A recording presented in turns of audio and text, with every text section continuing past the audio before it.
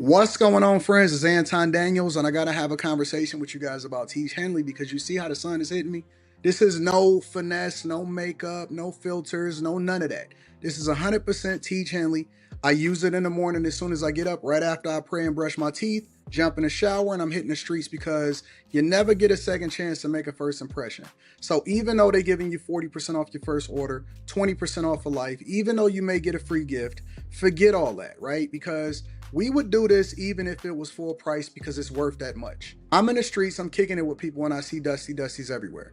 You don't want to be them. You want to separate yourself. And the way that you separate yourself is self-care. Ladies get it for the fellas. Fellas don't wait for the ladies to get it for you. I'm about to hit the streets right now, and I'm feeling confident. I'm feeling great. I mean, I already got confidence, but to have that extra boost of confidence, knowing that you've taken care of yourself and you set yourself apart from all of the rest of the sheep that's walking around making bad decisions on a daily basis. And it's reflected in their actions. It's reflected in the products that they use. It's reflected in the people that they follow. And so if you're trying to level up, if you're trying to make sure that you look good, they're going to send you the pack. They're going to give you all of the instructions on how you're supposed to use it. Then make sure you get your Tiege Hanley. Again, 40% off your first order, 20% off for life. Get your free gift. Make sure you tap in with your boy Anton Daniels because Unc is never going to lead you wrong. I would never have you use a product that I don't use myself. Again, they've been rocking with me for a long time. Make sure you get your Tiege Hanley. I love you. I appreciate you. I'm going to holler at you guys later.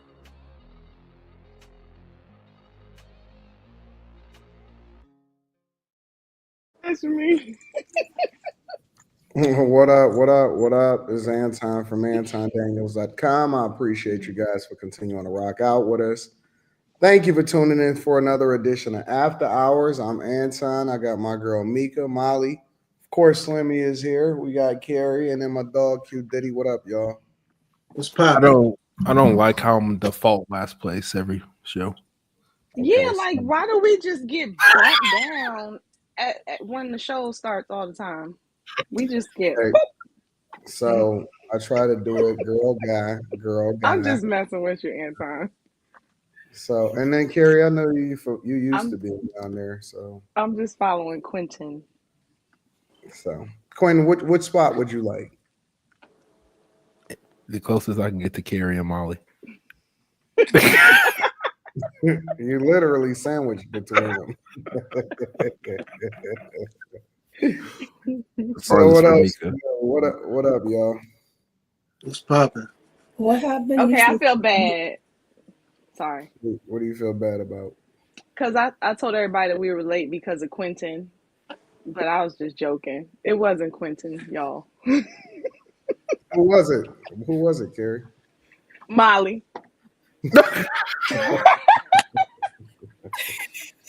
No, it was me and Molly. It was me and Molly. It was me and Molly. sorry. Yeah, It was so us. We was late. so. Anyways, any new news? Nothing else.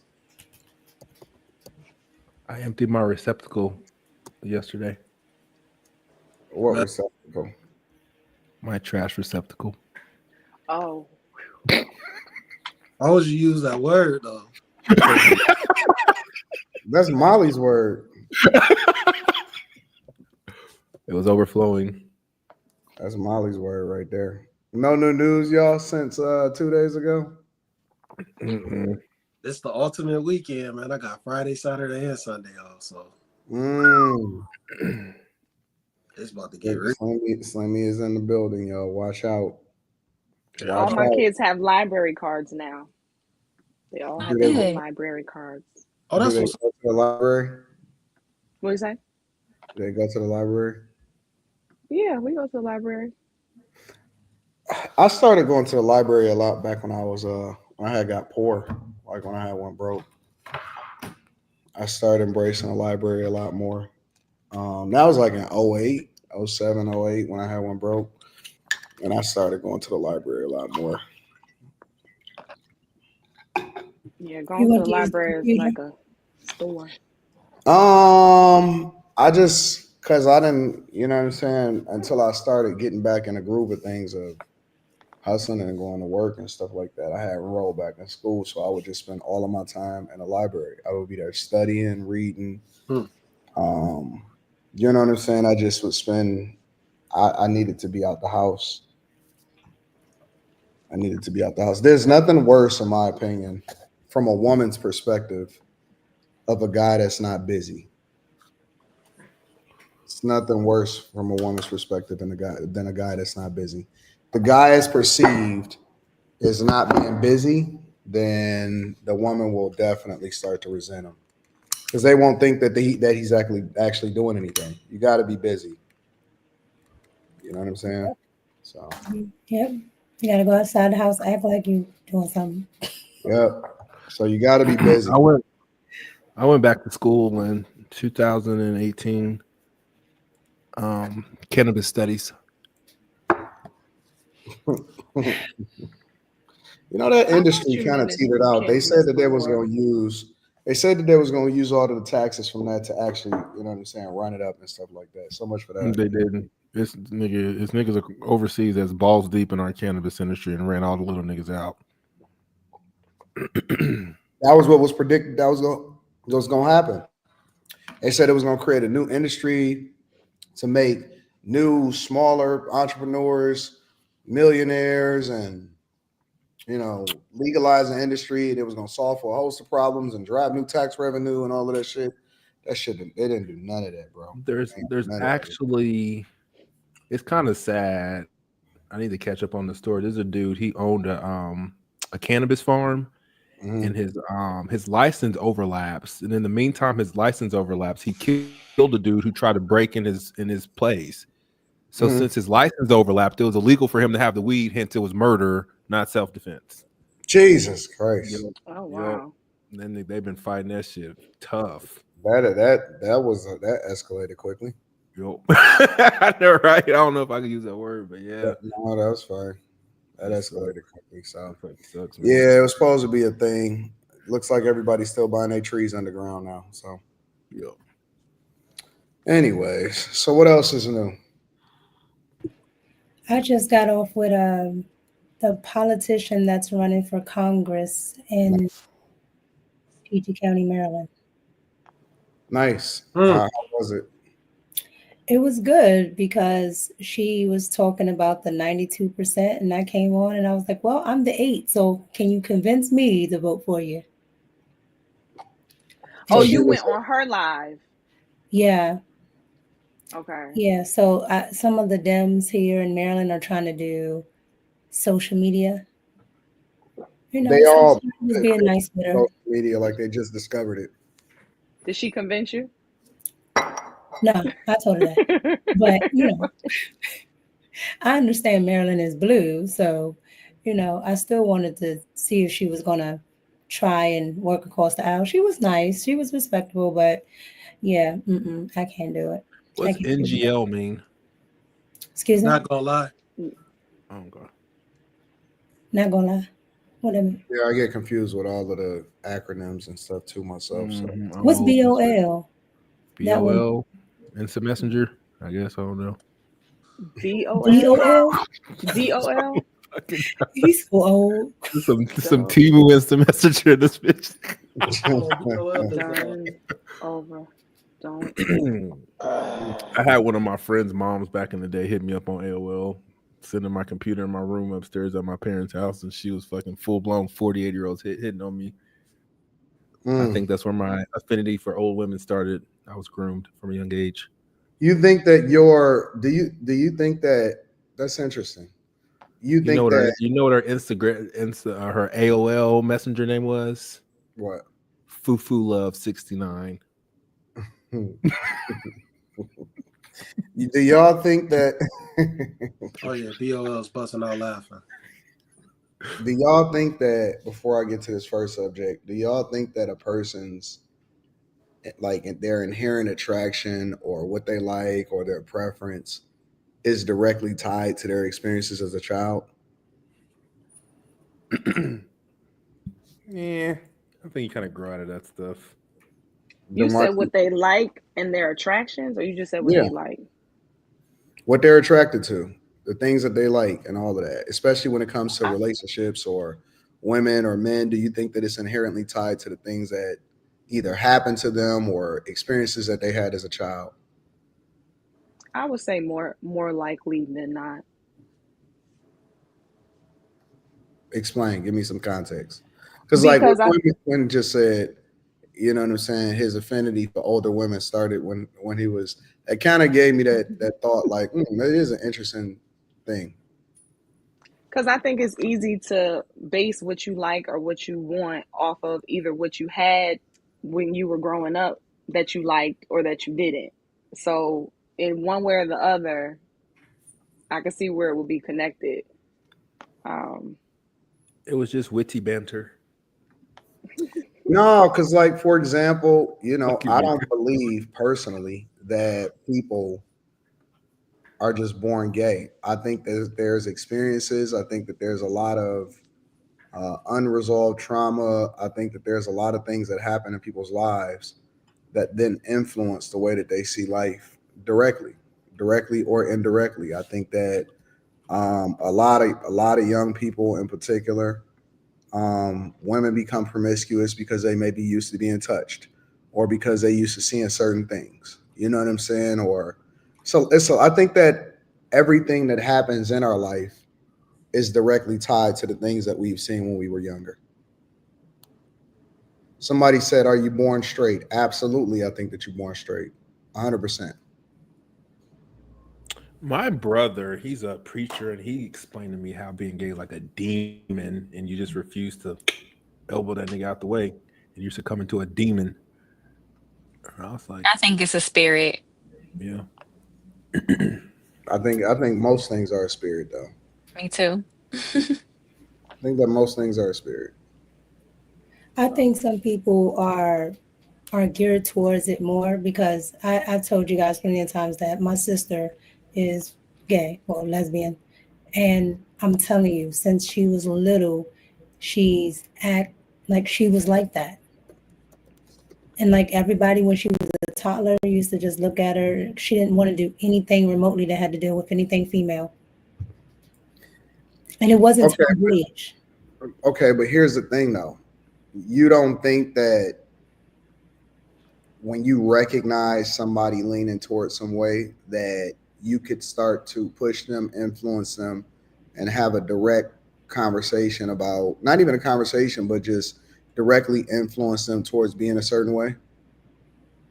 Well, my parents tried because, my parents are religious. And I My hate to make grandparents it tried. personal. That's why I don't want to speak to.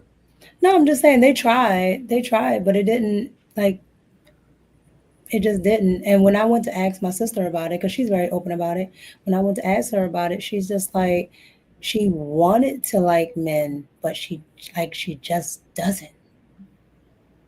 How do you want? I don't understand. Because she tried to appease, my parents and she dated them, but she's just like, I don't feel anything. And she felt bad. She was like, because I don't want to be like this or whatever. But she's not, like delusional. She thinks it's something, but who knows what it is. But she's always been that way. Like the way she is now, she was when she was little. Because I'm the oldest. She was the exact same way she is now. Mm. So that's why I don't know if I don't know to say if somebody's born like that or maybe there's something that pushes them that way. I don't know. Chemical imbalance. I don't know. Hmm. Interesting. Anybody I else? think it might Anybody be else? society. I don't know. I just think it's society because I feel like it's other, like you have some places where the concept of homosexuality, they can't even like conceive it. So I feel like it might be a Western. But the crazy part is, Hey, like what? for the most part, I think you're correct. But the crazy part about my sister's experience is the type of household we grew up in that's non-existent. Nothing, we weren't able to watch a lot of things. Like I'm late to a lot of stuff because we weren't able to look at those types of things. We weren't able to watch, certain types of movies. So she wouldn't have been exposed to any of that. We went to very good schools, so there's nothing that It would have only take exposed. one experience to knock somebody off. Right, but that would have been the experience. She's been, when I'm telling you, is she's been like this since she was little. I hate to talk about it in a personal sense because I don't want to talk. I don't know your sister and I can't speak to her. Um, I don't know. I don't know. I seen it with the boy next door. What happened to him? Man, he was always super feminine. But the thing was, he grew up around all women. Yep. And his granddad, he would never really he like disowned him. You know what I'm saying? He wouldn't do nothing with him. He might call him in the house, but he would never do nothing with him, man. It was like, he's like, yo, you don't want to straighten him up? Like, he in the backyard trying to, everybody playing games. He acting like a fairy. The other kid, the boys, my little brother, that was his friend. My brother is acting like a Power Ranger. He talking about he want to be the Pink Ranger and the Yellow Ranger. I'm like, Brian, I didn't mean to say it. I'm like, bro, you can't do that. So he was in my backyard, so I'm telling him like, yo, you can't do that, bro. You a boy. You know what I'm saying? Like, it didn't matter. See how you can pinpoint something like he's growing up with women. Yeah. Two-parent But household. I don't know, because I remember, like, I'm happy. I guess my parents never took things that I said too literally, because I was around a lot of boys. I was very boyish. I used to want, like, I used to say, like, I want to be a boy, but it wasn't because I had any type of attraction towards females. I just thought everything the boys could do was just cool. You know what I'm saying? Like, they could just do things that sometimes I was able to do, Yeah. but it was never like sexual. So I don't. Yeah, it was tomboyish. All of us were like that. Me, my sisters, we were all like that. But my middle sister was the only one that just never wanted to do anything feminine ever. Leonard, yeah. That was my other next door neighbor. He know him too. He hit it. What? Yeah, my boy Leonard. That's my other neighbor. Leonard, he in the chat. He remember. He remember it. Yeah, that's crazy. Yeah, he remembered that. He was super feminine, man. That shit was weird. I remember a lot of things. You know what I'm saying? Like I would just hear stories of a lot of different things that happened to a lot of different people and why they were impacted other ways. So maybe some people are more influenced. I don't know. I have no idea.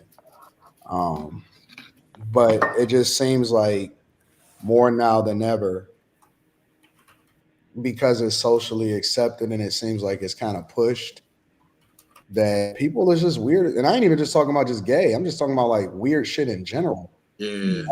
It's a lot of weird shit that's happening in society, and it's just like embraced, it's pushed. It ain't shunned, ain't nobody tripping.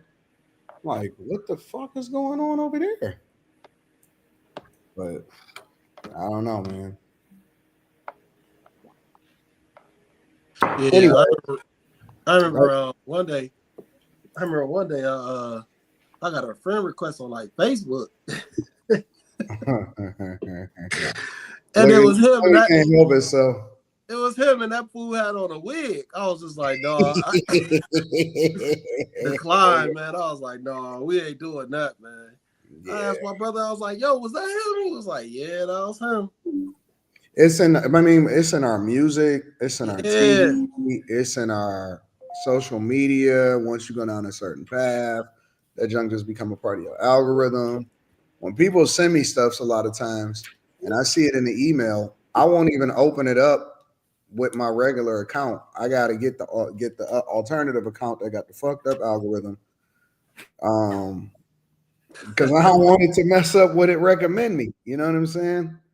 So I went to Pittsburgh and they had I kept seeing people walk down the street with like tails and stuff. And I asked my friend, I'm like, what is going on? And they're like, oh, it's the furry convention. And I'm like, the what convention? They're like, yeah, they have it every year, the furry convention. What is that? They dress up like animals. Yeah. Like they have an animal. I was just like, I'm done. Go over to like Portland and Seattle. It's a goddamn spirit over there, bro. It is. It's true. Like it's a weird thing. Like, and they even got it as a slogan, like keep Portland weird and junk like that. And I'm like, you looking around, and girls is boys, and boys is girls. I'm like, ain't nobody normal over here. Nobody normal. That's just so weird. Yeah, when Yeah, nobody on the West Coast. we were in your neck of the woods, Mika, like 2 years ago, waiting for my husband who was doing a show. And so I like take my kids out, while he's busy. And so we walked out of the hotel and the whole street was blocked off. And I didn't realize it at first, but then they were like, why are there all these rainbows? And then they started seeing people like walk past. I was like, is this like pride? I don't think it was pride. I don't know what pride celebration it was, but we were like right in the middle of it. So Yeah, and I had to pull DC, them they to the have a side, real like, let me big tell y'all one. what this is. Well, I They got caught up in they that shut dumb down shit everything. before too.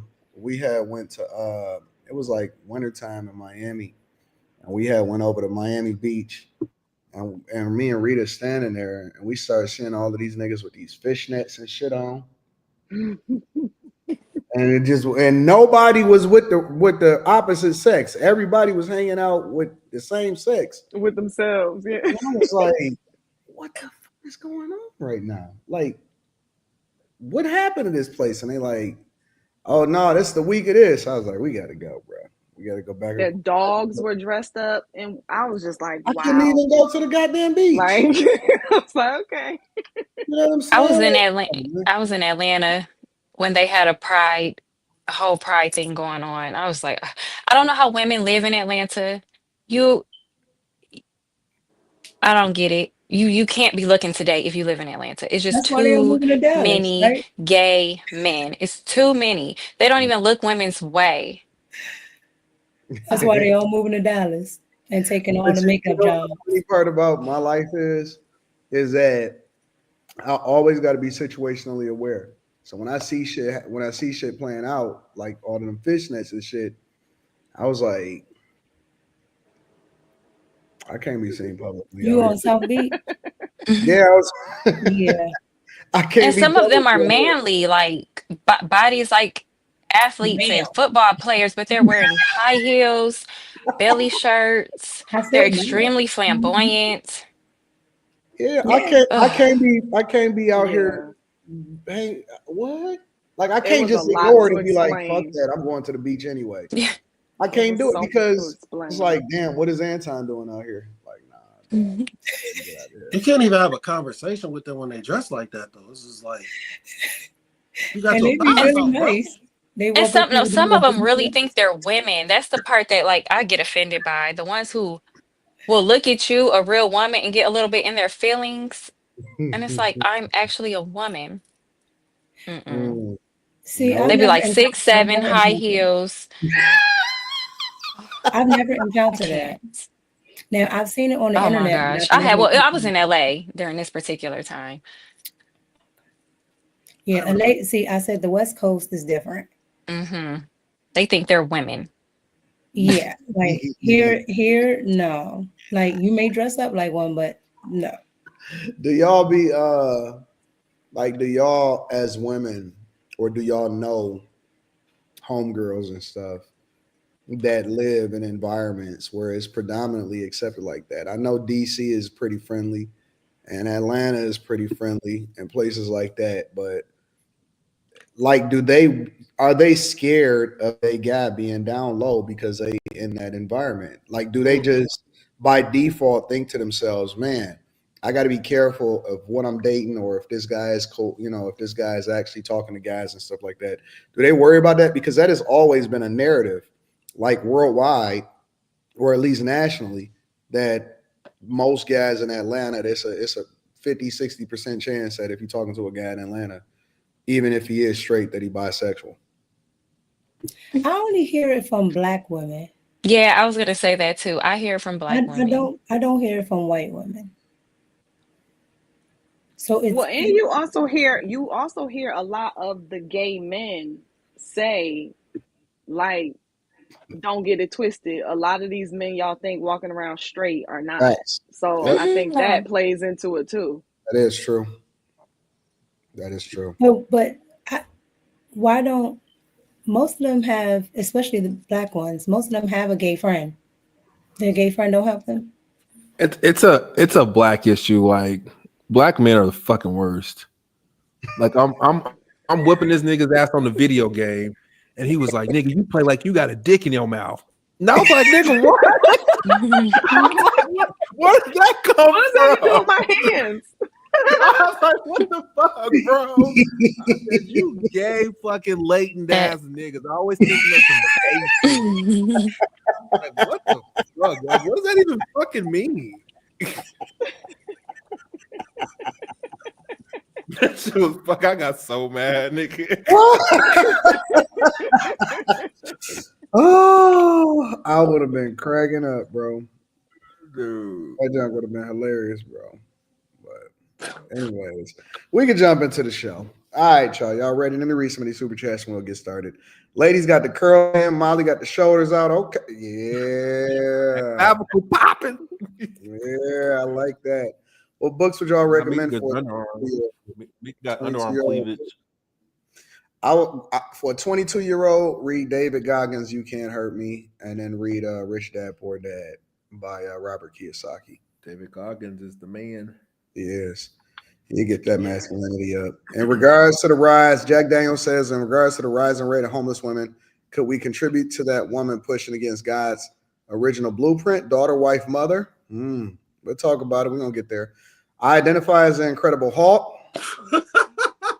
Let's just say that people were born gay. Doesn't mean that they can't be delivered from that. Jesus healing a man born blind is an example of this.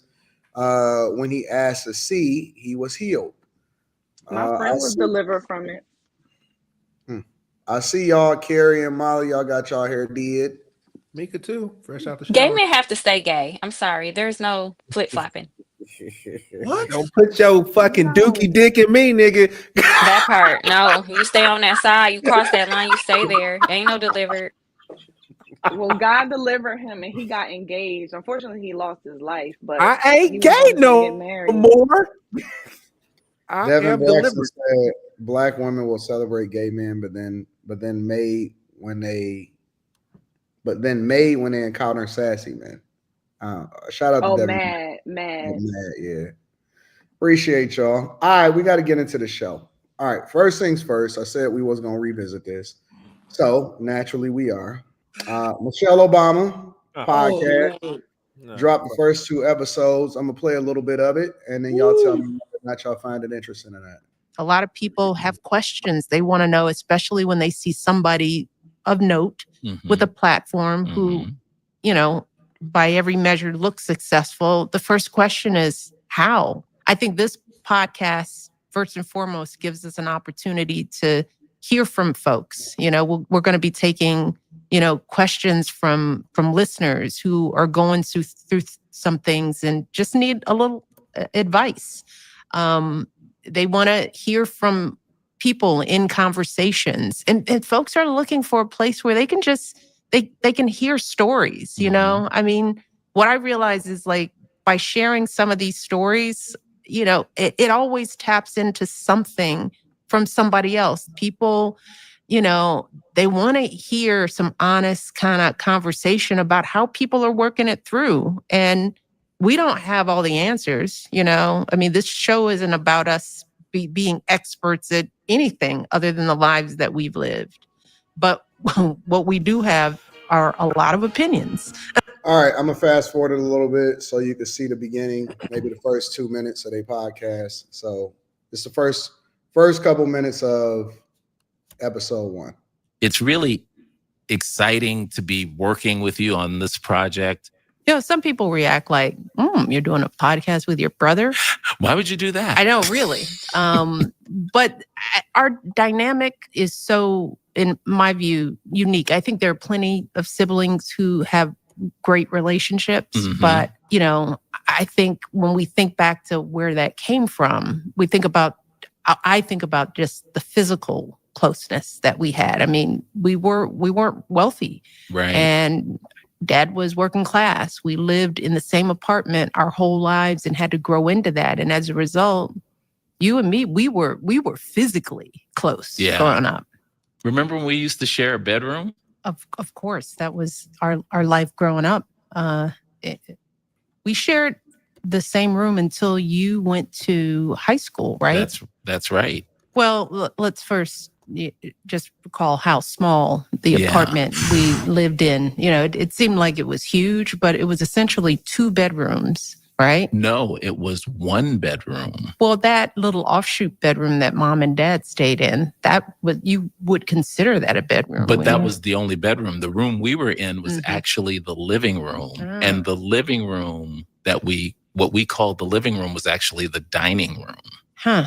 Okay. All right. So that's how small it was. That's how small we had it was, to turn it into something else. But the biggest room was always ours. Yes. And we were little, like baby littles. Like 5 and 3. The twin beds were head to head with like an end table in between. And we had matching spreads. Yeah, that Mom made. They were these sewed them. big, bold stripes, and the twin beds were up against the wall. And she had the concept of creating like these little padding boards. Yes. Please. You don't want to hear any more, Slimmy? I was going to play like a couple minutes, Slimmy. Let me play a little bit more.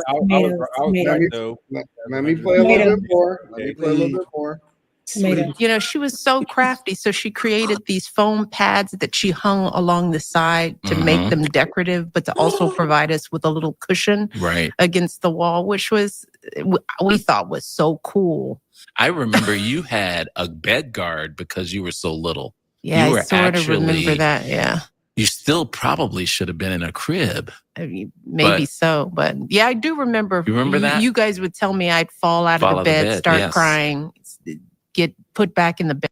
All right. So, considering what you guys see here, how do you feel about the entertainment value of Michelle Obama and Craig Robinson's new podcast, and then B, whether or not you think it's successful in its launch? Well, I already cheated and saw that it had 103,000 views in one day, so I was right. Did you watch the whole thing? We all know this. This is the first part that I didn't watch any of it. Well, when they were we all predicted. They only had 25K because a lot of outlets were trying to see what they were going to bring in while they were live, and it was 20. They only had 25K on there. Well, we already all predicted that the curiosity aspect and a lot of people. The curiosity aspect of it was going to generate a lot of visibility, especially on the first or second episode and stuff like that. So I'm not surprised if they do 100,000 plus, 200,000 plus on their first episode and all of that other stuff. But aside from that, let's answer the first question first. What do y'all think about the entertainment aspect of it? It's boring as fuck. All that trauma. They fall out of bed as a kid. They sleep in the dining room. Yeah, I can't even get their story straight. Yeah, it's weird. It's fucking weird. Like, remember the beds and they were together? It's fucking weird as shit. And then it's like when some people are so rich and so rich for so long, they have nothing to talk about. Like, their life is boring. They had nothing to talk about. They didn't even, she can't even remember how her, let me stop. She went back to, what, 1955? That's rude. She don't know where they slept. I thought she said house and then she changed to apartment. I don't know. I can't. When does the dining room have a door? I was trying to visualize that. Maybe in Chicago it do.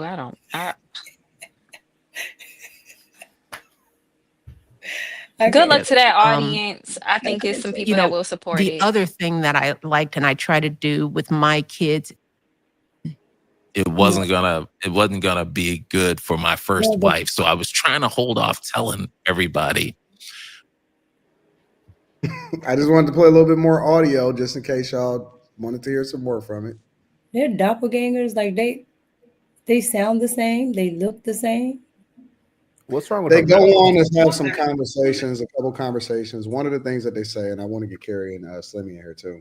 one of the things that they were saying was she was saying that she didn't want Barack Obama to run for president, and she wasn't going to support him until Barack Obama went to her brother and asked him to convince her to not limit him and his ability and his, what he was great and chosen to do. But she was never really on board from the beginning and stuff like that. So that's because she's a political pick.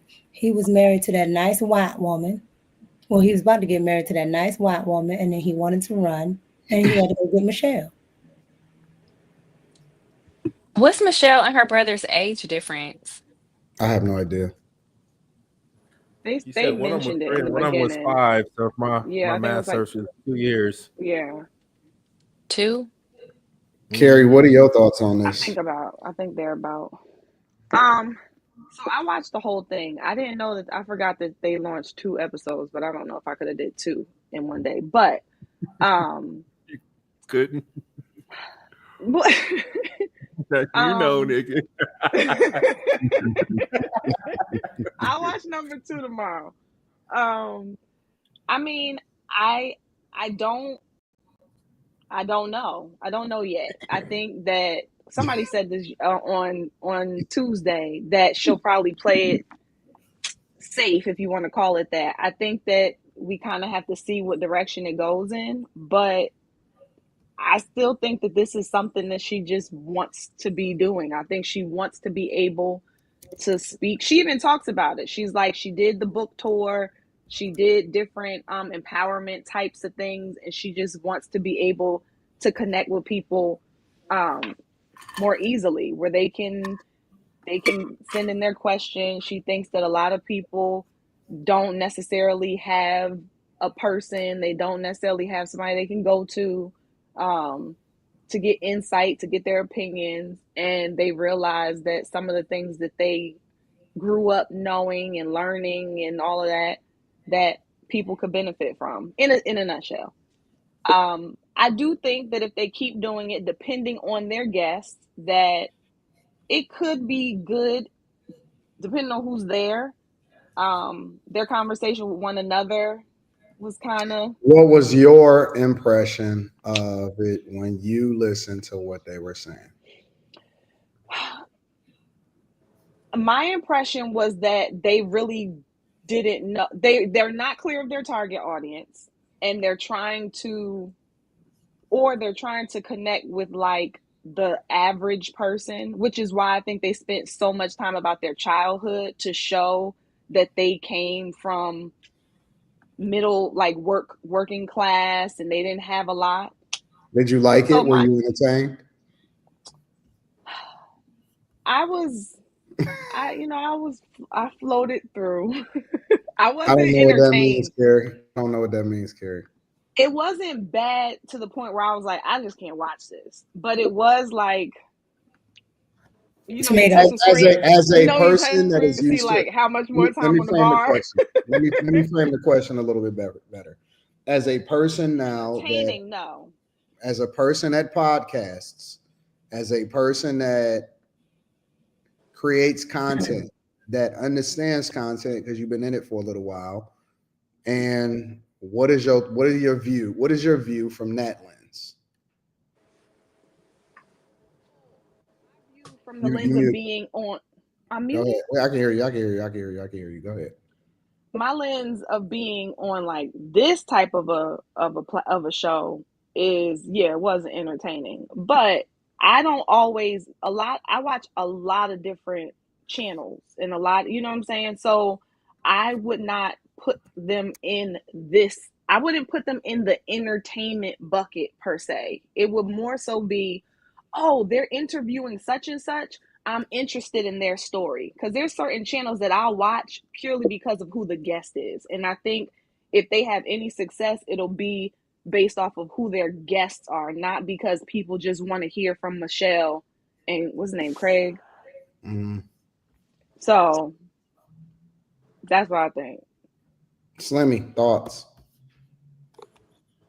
They use bots to get the numbers up. No, Slimmy, a lot of the people in the comments, though, not to cut you off, but a lot of people in the comments, like they're like, I didn't even watch it. I came for the comments. Yeah. So I don't know if you come if you come onto somebody's channel, but you don't hit play or you don't let it play, does YouTube collect that as a view? Well, when I reviewed it, when I first watched it, it had been out for 8 hours. All right. And it does get counted as a view. I had watched it about 8 hours after it dropped. It was only about 8,000 views on the first episode, and it was like 4,000 on the second episode. I came back just right now before the start of this live stream, and it was at like close to 100,000 for the first episode. And so I also know that a lot of outlets have been talking about it, and they've been giving their opinion about it not being good. Fox News talked about it. Patrick Bet-David talked about it and said that it was a flop. There's a lot of places that are giving their opinion of it, which I would assume that also brings visibility to that platform, whether it's good or bad, because I didn't see what everybody's review was. I only seen those two. But whether it was good or bad, I would think that then generates a lot of interest in that platform. So the numbers can jump significantly because it is getting more visibility, you know what I'm saying, and getting more buzz. So I would assume that it's a lot of people curious about it, want to see it for themselves, is driving traffic from other places and so on and so forth. So the numbers have kind of jumped significantly since I first reviewed it yesterday and today when we talking about it on the platform. Okay. Sorry, Slimmy. Go ahead. No, I mean I ain't got no change of view. They're not entertaining. There ain't nothing to talk about. There ain't nothing to discuss. We already knew what it was. That shit is trash. On to the next. Like it ain't. I'm starting to think like the problem with society and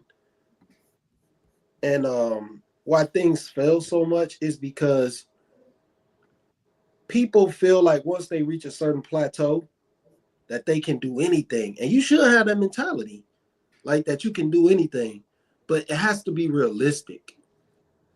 You got to understand your parameters as far as what you are as a human being. Everybody's not fucking entertaining. Everybody can't give advice. Everybody's not in touch with the people. That shit, man, that shit was so out of touch. I don't give a fuck who they bring on that bitch. It's going to be trash. Like, them talking about that bedroom, that was one of the most horrific things I've ever seen for podcasting ever. I'm just like, what is this? Why are y'all having a conversation about your childhood together? Like, they probably should have did something more like this, honestly. They probably should live stream more than anything, because them actually doing pre-recorded doesn't make sense. If you want to take questions, like they saying they want to take questions, well, do a live stream. Do a live stream. But you can't do that because you don't know how to engage. That's the problem. You're not built for a podcast, but you're not built for a live stream either because you don't understand engagement. You can't understand that shit scrolling down so fast because you're too old. You need your fucking glasses. But, it is what it is, man. Like, I don't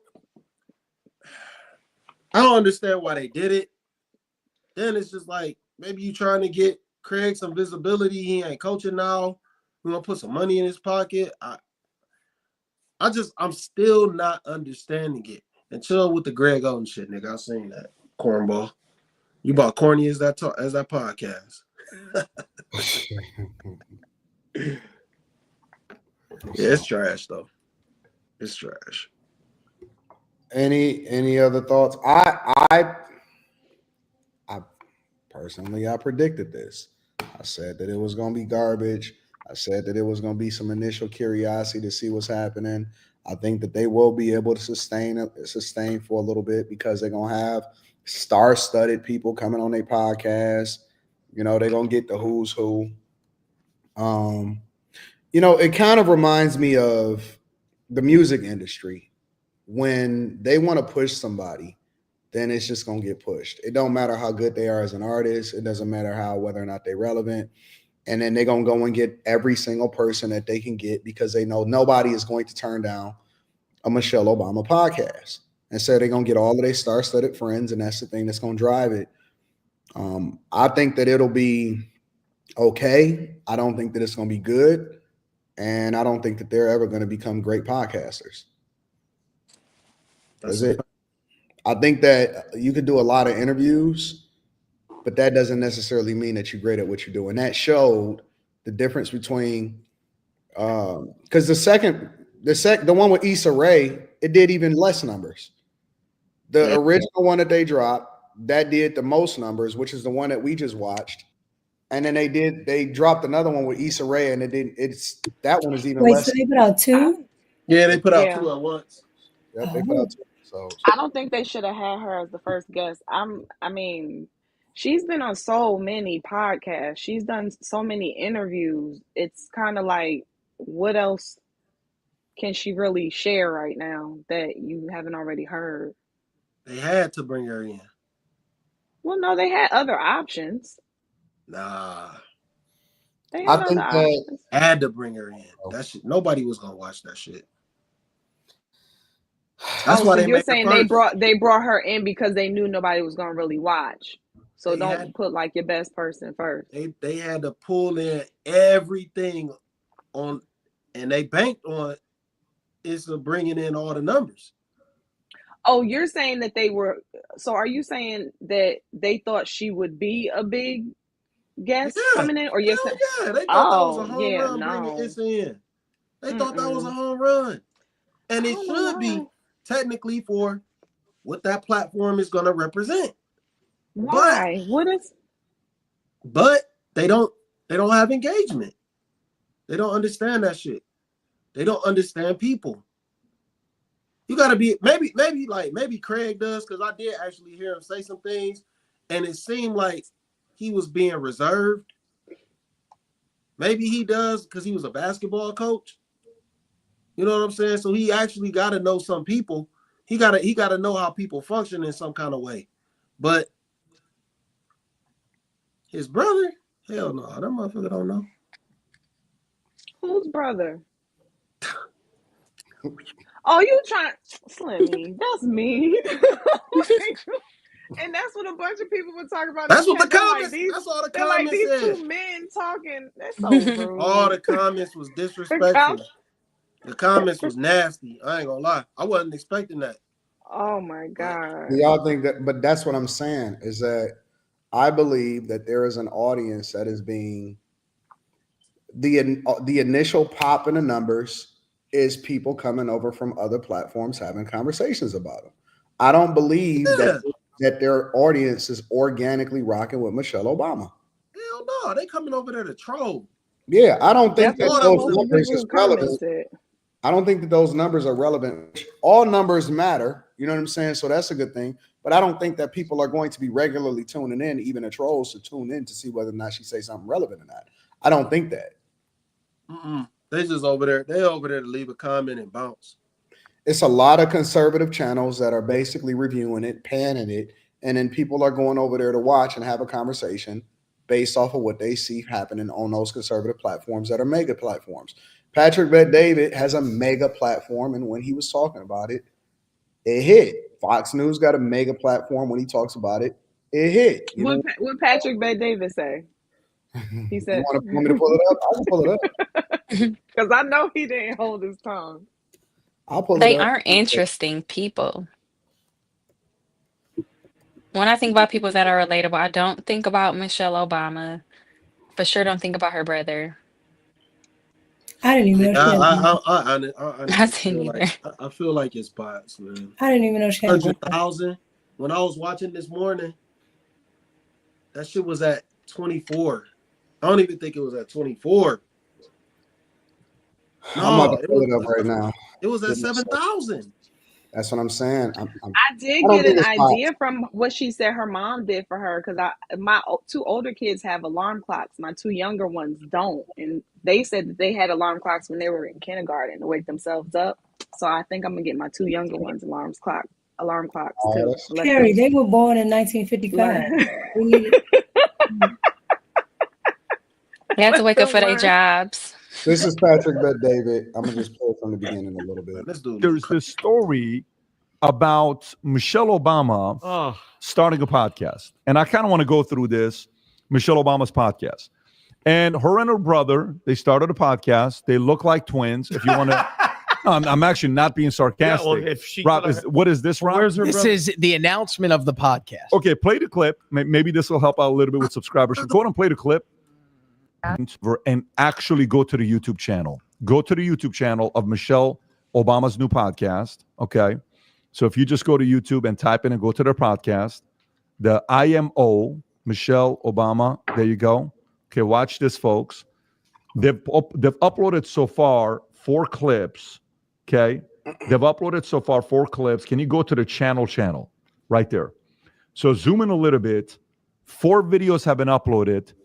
They've done 1 episode, and they have 17,700 subscribers. Oh. Let me kind of give you some perspective on what that means, Rob. Rob, can you go to one of the episodes? Go to that one right there, okay? Well, so 47,000 views is what it's got. Let's go to the comment section to see what the comments are saying. Man. Have they left it open or not? Yeah. Okay, zoom in a little bit, Rob.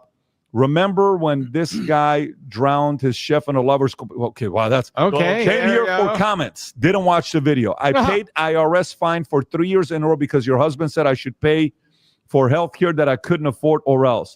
They're going to have to disable comments next episode. There it is. The internet... That's what I'm saying. I think that there's a lot of people that are trolling and hate watching. And that's where the boost came from, the comments. I don't think that Black people or women or any of that shit is truly supporting her, because when people started catching wind of it, I caught it again 8 hours after. It was only like, a few thousand views or whatever for each video. And you can see the Issa Rae episode did way less. But now that there's a lot of people that are actually, going over there to see what the hell is going on, I don't think that she has an audience that's hidden. I think that there's a lot of people that are coming over from platforms like Patrick Bet David, and they're saying crazy. Look at that. Every comment is like hate, and it's got a whole lot of likes, and those are all of the top comments. That is a very good gauge of whether or not people are truly rocking with you, or they over there in order to troll you. Yeah, it wasn't no positive comment. I saw 1 positive comment that said, "I love Michelle Obama." That was it. Everything else was, it was bad. It was just brothers, guys, brothers, guys. Like 5 guys. Like, it wasn't nothing about women. It was straight slander. It was nasty, man. I felt bad. Honestly. You're the one that do it all the time. How you gonna feel bad? It's different when I do it though, man. It ain't on nothing that she posts. She ain't gonna see that shit. She gotta look at that. You will be surprised. People be checking to see all kind of stuff. Listen, when they did that Meg Thee Stallion documentary and they was posting all of my comments and shit, they was putting up stuff from my podcast and stuff. I was like, wait a minute. Like I'm telling you, people be watching everything that you say. I see, listen, plenty of people, NBA players have hit me up like, dog, can you cut this part out? Rappers have hit me up. Significant people have hit me up. People DM me all the time. People care. They care. I'm telling you. They don't think for 1 second that people ain't paying attention to what you say when you start talking about them. They absolutely care. I'm about to go harder. No. I'm telling you, it's a real thing. Seriously. They watch, they look at themselves, they research themselves all the time. People care. Damn, that's crazy, man. Well, she gonna feel that shit in the morning. Because they ain't. You don't think that they paying attention or somebody in their team is watching and seeing what's going on in the comments? You crazy. Yeah, because they are. Yeah. They said it. They were like, please send us your questions. We want to hear your ideas. Tell us what's missing, what you want to hear, what you want us to ask about, discuss. They might fuck around and cut that shit short because of the. You better tell your people to speak up. That shit gonna, man, every episode, if it's slander like that shit gonna be bad. Well, let's see how they do in the next few weeks. Trash. So again, I think that there's going to be a lot of hate watchers. Yeah. But I'm telling you, and it's the same thing that I said on Tuesday. I don't know if it's gonna be hitting the way that everybody think that it is. Yeah, they're gonna have to bring Obama. I think your on algorithm has a lot to do with what comments come to the forefront when you look it up. Because I was looking at this video, and this dude brought up this stuff, and all these comments were positive, and this other person brought up, and they were all negative. That's not true. Like, the comments that are at the top commented are the ones that are the most liked, and also people that you may be subscribed to, right? So let's say, for example, if me and 2K on Instagram, right, and that it depends on the platform. If me and 2K follow each other on Instagram, because I don't really follow nobody, and I go to because they're gonna recommend stuff based off of the stuff that 2K watches and stuff and comments based off of your friends. So it's this big combination. And I see him comment on somebody, I'm gonna see him first. However, on YouTube it's different. On YouTube, the top comments show it first unless you filter it by the most recent.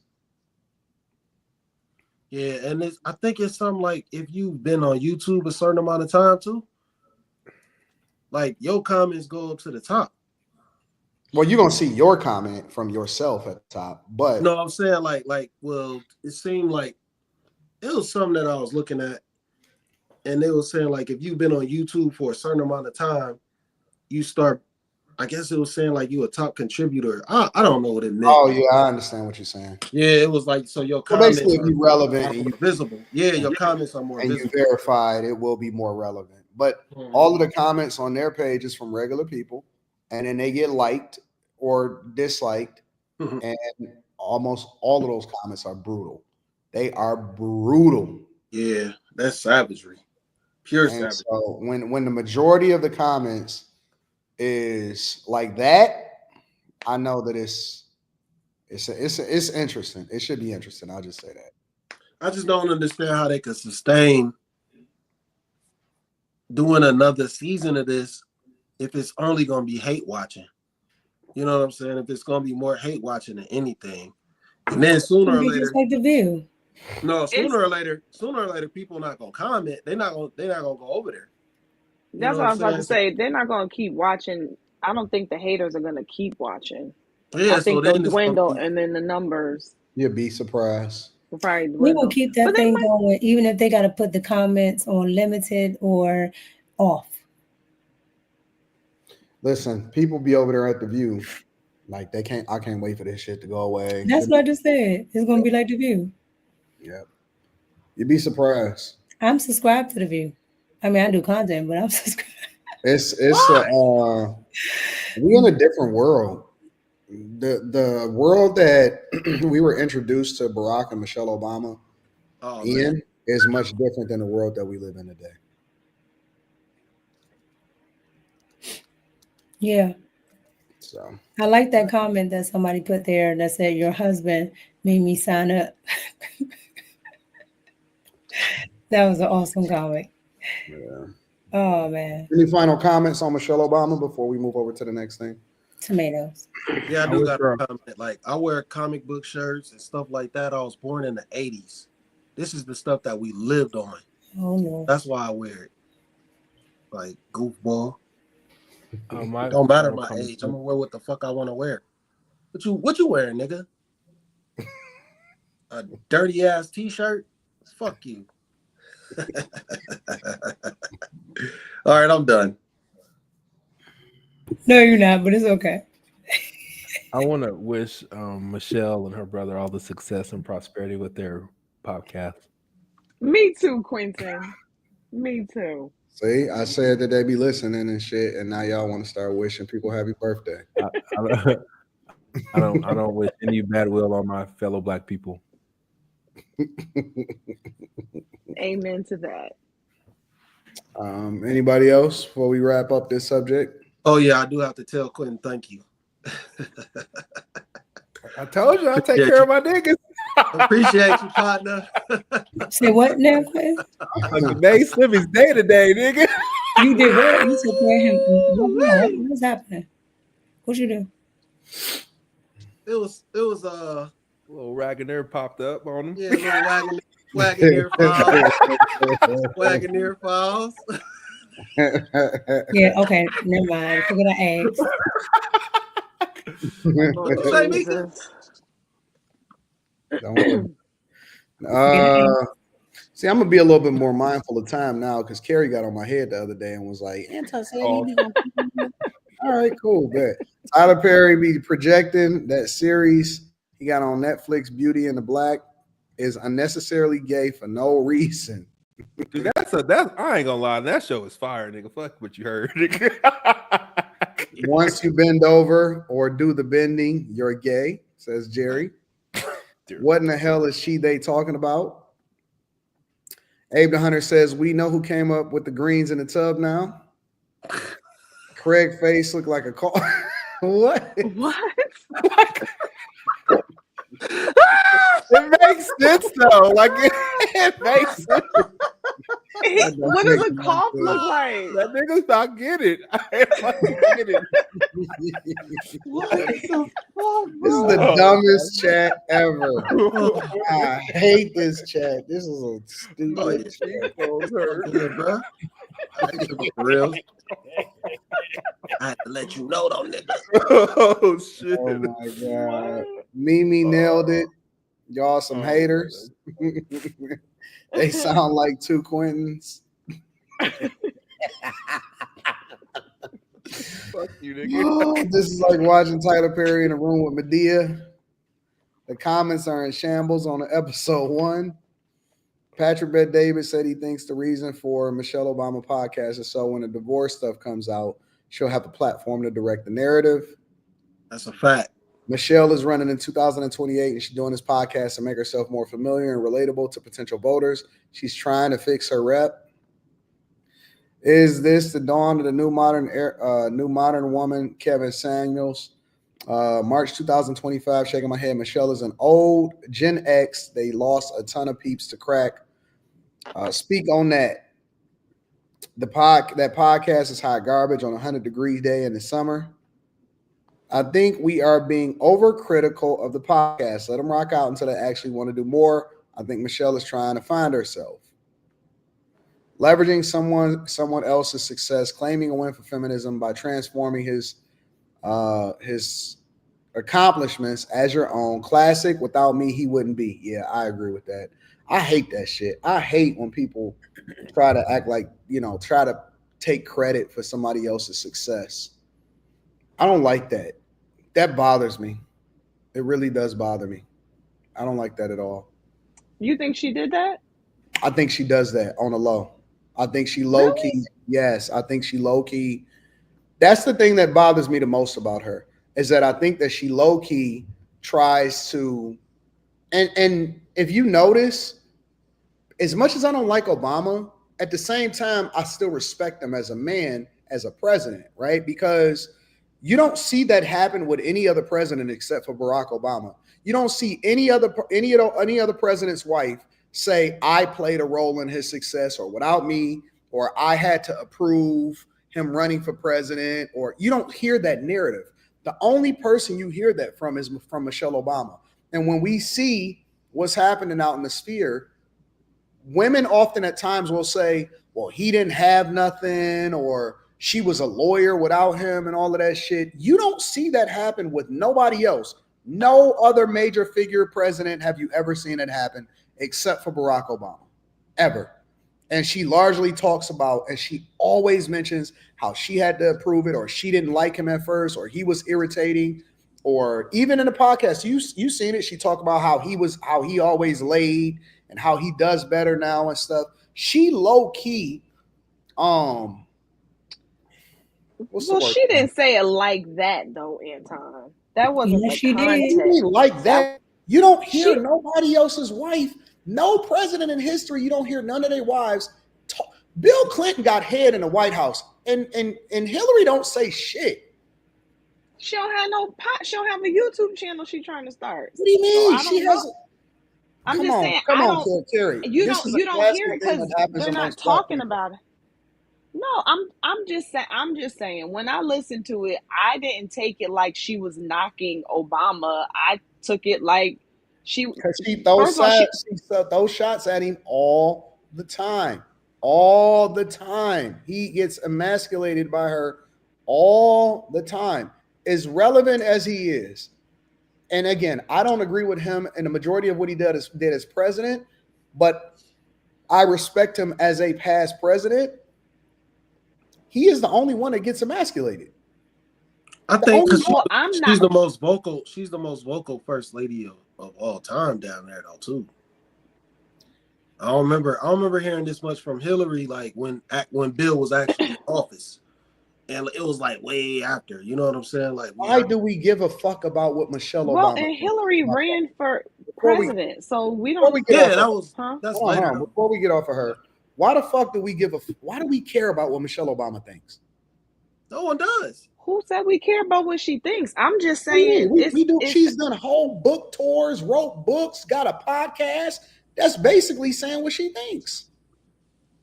Society have put Black women on a pedestal.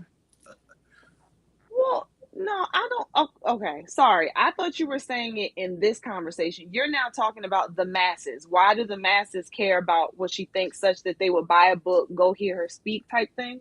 That's what you're saying. What I'm saying is her career, her visibility is only because she was married to Barack Obama. If she was never married to him, we would never give a fuck about her. On the flip side, she spends a lot of her time talking about, how she didn't like him at first, or, it's hard being married to him, or how she didn't approve of him running for president and shit.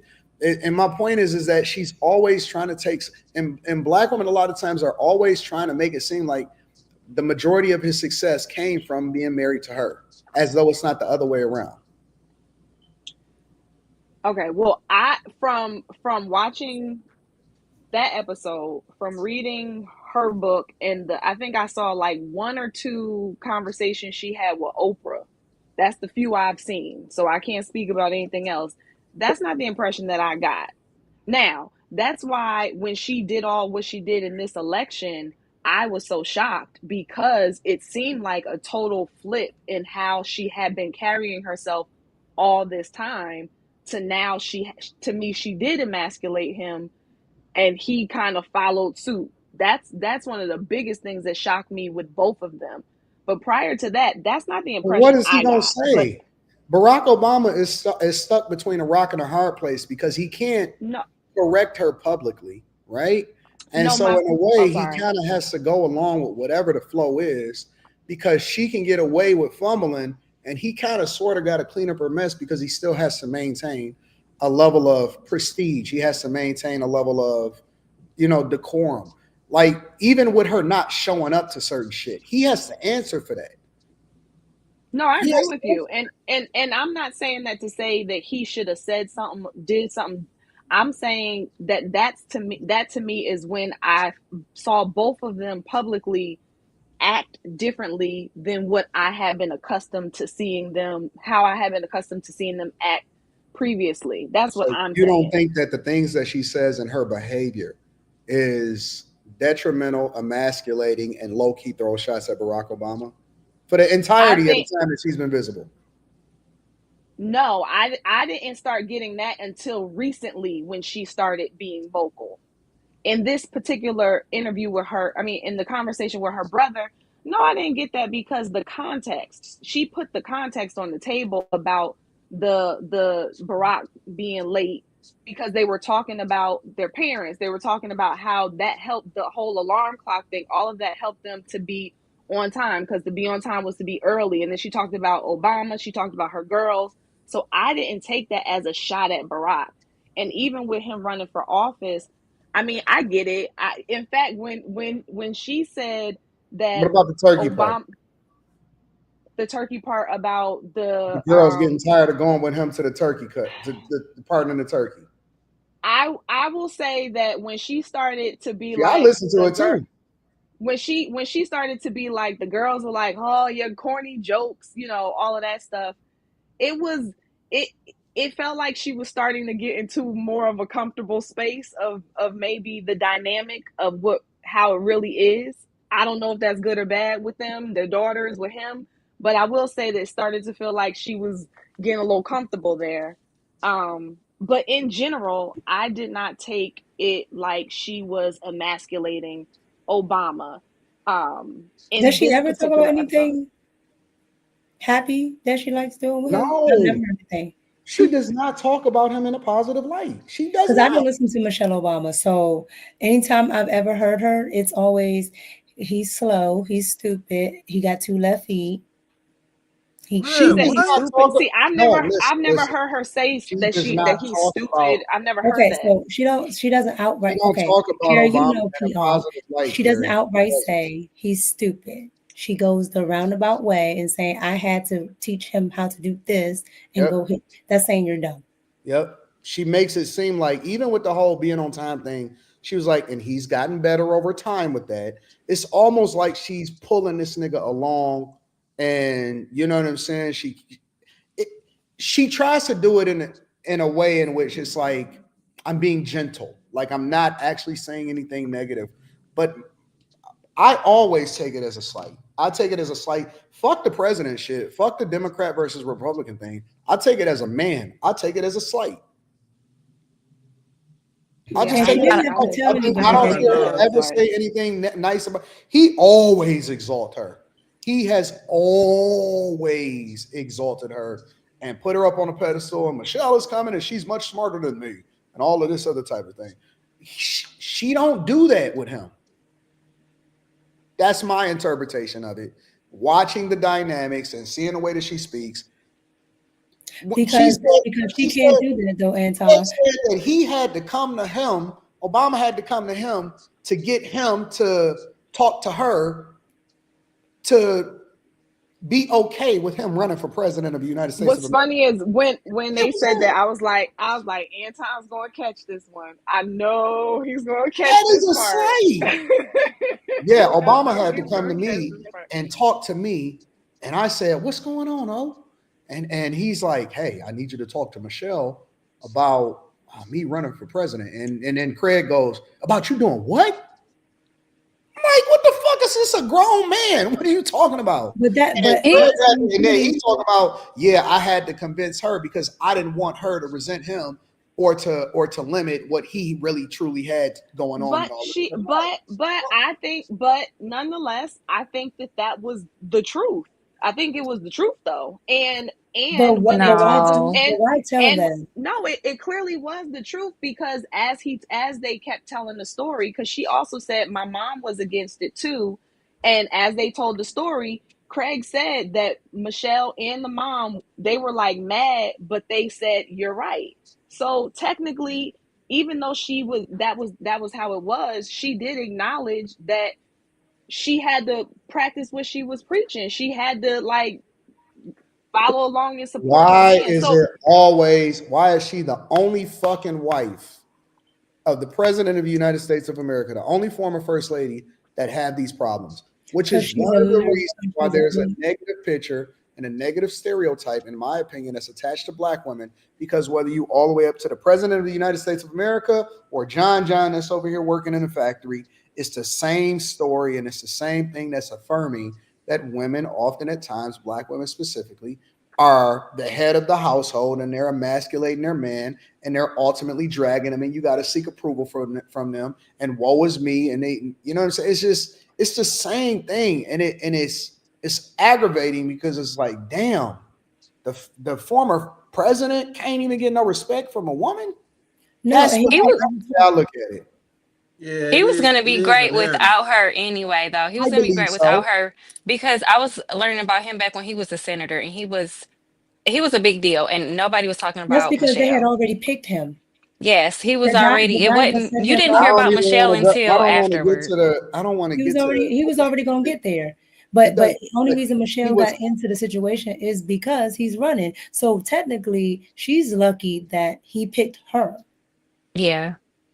But that's not the narrative that's being sold. The narrative is always he's lucky that she picked him. But people need to look into their past a little bit more. Unfortunately, if you're going to sell to Democratic women, that is the narrative. You have to be a strong woman, and you're the one running the household. You're the boss, happy wife, happy life, and your man sit in the corner. He don't say nothing, and eventually he just ends up cheating on you because he's tired of you anyway, and you're divorced like she about to be anyway. He was going to be great with or without her. It has nothing to do with her. I've been learning about him for a long time before he ran for president, when he was still a senator, and he was great, and nobody was talking about Michelle. Meanwhile, Melania is on everything, and when Trump goes, she getting everything. And half of the time, I don't even know what Melania likes, talks about, nothing. I don't know nothing about Melania. And I like it that way. Plays her role. She speaks like fucking 7 languages. Correct. But I wouldn't know that unless I have to go look. I can tell you a bunch of stuff about Michelle Obama because she's in the way all the time. How was it? She wants to be the president. She wants to be the man. Maybe she is maybe not. Let me read the rest of these super chats and then we can move over. I think we're being overly critical. Read that. We're leveraging someone else's success, claiming a win for feminism by transforming his accomplishments as your own classic. Without me, he wouldn't be. Yep, that was the driving factor of that. We had a small house and then we slept together in the same bedroom, but then it wasn't a bedroom, it was a living room. And then I remember you were really small back then, straight trash. Mr. Robinson says, I couldn't even watch 10 minutes of Michelle and her brother. I went back to watch the last Anton's After Hours. I laughed so hard again, Slimmy was wild. I cut that out. The Obama name belongs to the Obama men. It used to propel her brother into a space he hasn't earned, but you wouldn't stand by your husband. Michelle Obama podcast was honestly a trauma response to Trump being president again. This would have never been an idea if Kamala would have won. Lydell says she hasn't done anything that warrants an ear. She wants to capitalize off of his legacy for her own benefit, the whole time claiming the girl's boss title. She gonna read them comments and take it out on Barack. Yeah. He looks like the mucus on the Mucinex commercial. Carrie is a fan of Michelle. Reason she won't resort to clowning, to the clowning y'all doing. Carrie is back for tonight. I'm buying wings. Jackie Kennedy and Nancy Reagan were very vocal, revered, and involved. They never claimed credit for their husbands' legacies. Michelle also said in the past she resented Obama's success. He was living his dream, and she had to stand down career-wise, basically. Carrie sounds like she's on a job interview. Carrie, Anton's right. A lot of women would say something negative and positive in the same sentence to confuse you. Make no mistake, it's a shot. Think about how people are passive aggressive. It comes out like that. Shout out to Mr. Robinson. Darian Murphy says that at the Mandela celebration, Barack was playful with the beautiful Danish prime minister. Michelle insulted the prime minister, then forced Barack to change seats. So she was seated between them, public emasculation. I hate it's got to be the black first lady with this sat down. We don't want to hear you without him. Another fail for the black delegation. Remind you, Michelle is the same person who told wives to go against their husband to vote for Kamala. She did. Yeah. Side note, that new Tory Lanez album is extra fire. It is. I actually like that Jim Jones at the church steps. Brown Eyes says in the early 2000s, when he was considering running for president on Oprah, Michelle took over the interview and belittled him badly. President Obama is weak. My daddy wouldn't dare have to ask my mama for permission. He made all decisions for our household, judge, jury, and executioner. Come on, with all due Carrie. respect, your daddy didn't run for the president of the United States. And it wasn't permission. If you're running for the president of the if you're running to be the president of the United States and you're married, you're going to talk to your wife. Like, stop. Not because if she says no, you won't run, but you are going to talk to your wife. So let's stop that part. Carrie, I'm never going to have to go I get he does not need her permission. I'm not saying permission, but let's stop being so in the man and woman is here, man's here, to the point Carrie, where you're gonna run for office of the president of the United States and you're not going to sit down with your wife about it. Like, stop. Carrie, you overlooking It that. is Stop a much lying. He had to different go to conversation. Stop lying. Yes, Slimmy, He you are didn't right. He had have to go to your brother no, Slimmy. for That's not confirmation. Slimmy. That's not how it was said. That's It not is, how it Corey. was. That's not how Anton is making it sound like he had to go to the brother to get the brother to convince Michelle to give him permission. He went to the brother because he wanted to make sure that he could get her the best way to get her buy-in. The best way to get her buy-in. So if you know that It sounds like permission to me. that's not permission. Buy-in is not permission. I can do something and not have your buy-in, and it makes it more difficult for me. I don't need your permission to move. I don't need your permission to do it, but it would be helpful if I had your buy-in on it. So he was strategic. He knew they had a close relationship. So he went to the brother like, yo, help me with it. Because she also said we had done a whole bunch of crazy things up until that point. He ran for all these different things. Like, there's clearly a backstory to all of the dynamic. So I don't take it quite as extreme as you guys are taking it. Like, hey, can you help me to get my wife to say that, she'll follow me and we can go and I can run for presidency. I don't think it was like that. I don't think it's like that. And to act like y'all would be like, I don't even have to talk to her, I'm going to just run for the president. No, you're not. You're going to talk to your wife. Let me say something. No matter what I do in this life, and it doesn't matter whether you're running for president, whether you want to move across the country, whether you want to go somewhere else, no matter what the dynamic is, I will never have to go to somebody else to convince my wife to buy into whatever my vision is.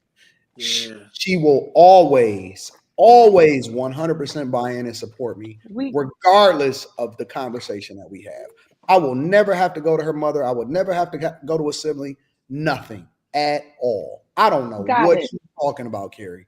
Got it. But with all due respect to you too, Anton, you're not running for president of the United States. And Obama and Michelle are not Anton and Rita. So I got it. That's the whole problem is that she emasculates him.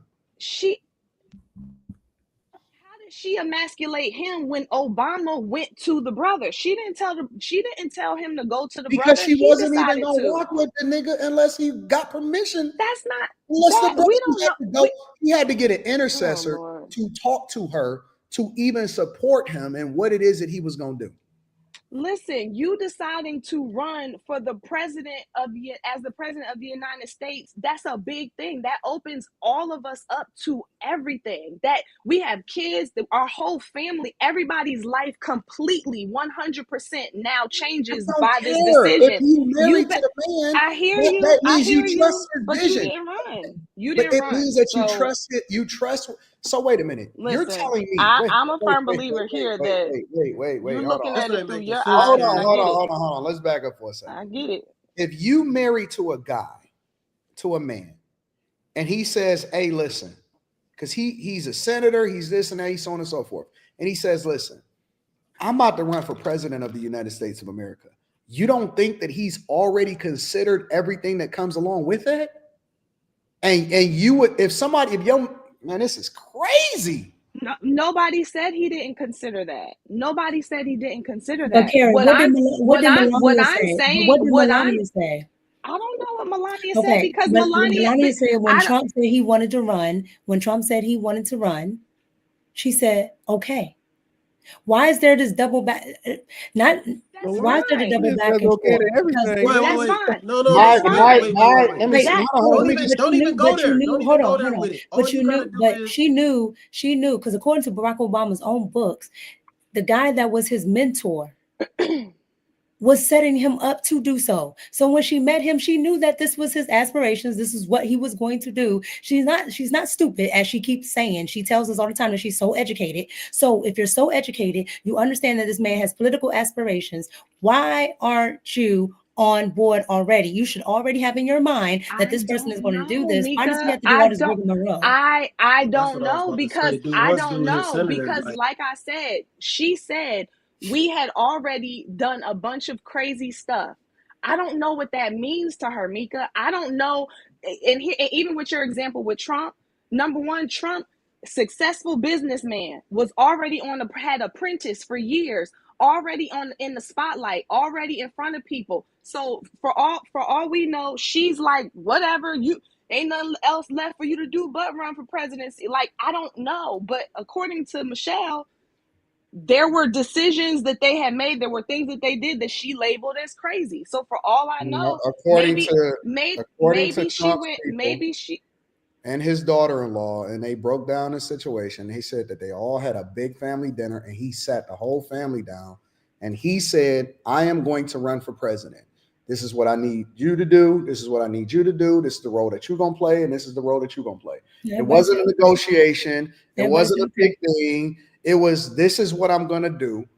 I'm going to change America, and I need everybody to get on board and do what they're supposed to do. And I want you to go win me this state, and you're going to have to play this role. And they took on the roles and the responsibilities regardless of where they were in their life. And all of them, plenty of them, even the women was saying that they had to put this to the side and put this to the side. And they all just jumped in, and this was a part of just what was happening. And what I'm trying to understand is, so what? Like, I get, okay, that's wonderful. So what's the point of you sharing that compared to It's Obama? Because he didn't have to get buy-in. He didn't have to go to an intercessor, especially for the person that you lay next to every day. Us as a culture is that we pedestalize Black women and we pedestalize the women in our lives, and we seek permission instead of women just automatically buying into the vision of whatever it is that you have for them. I don't understand that shit.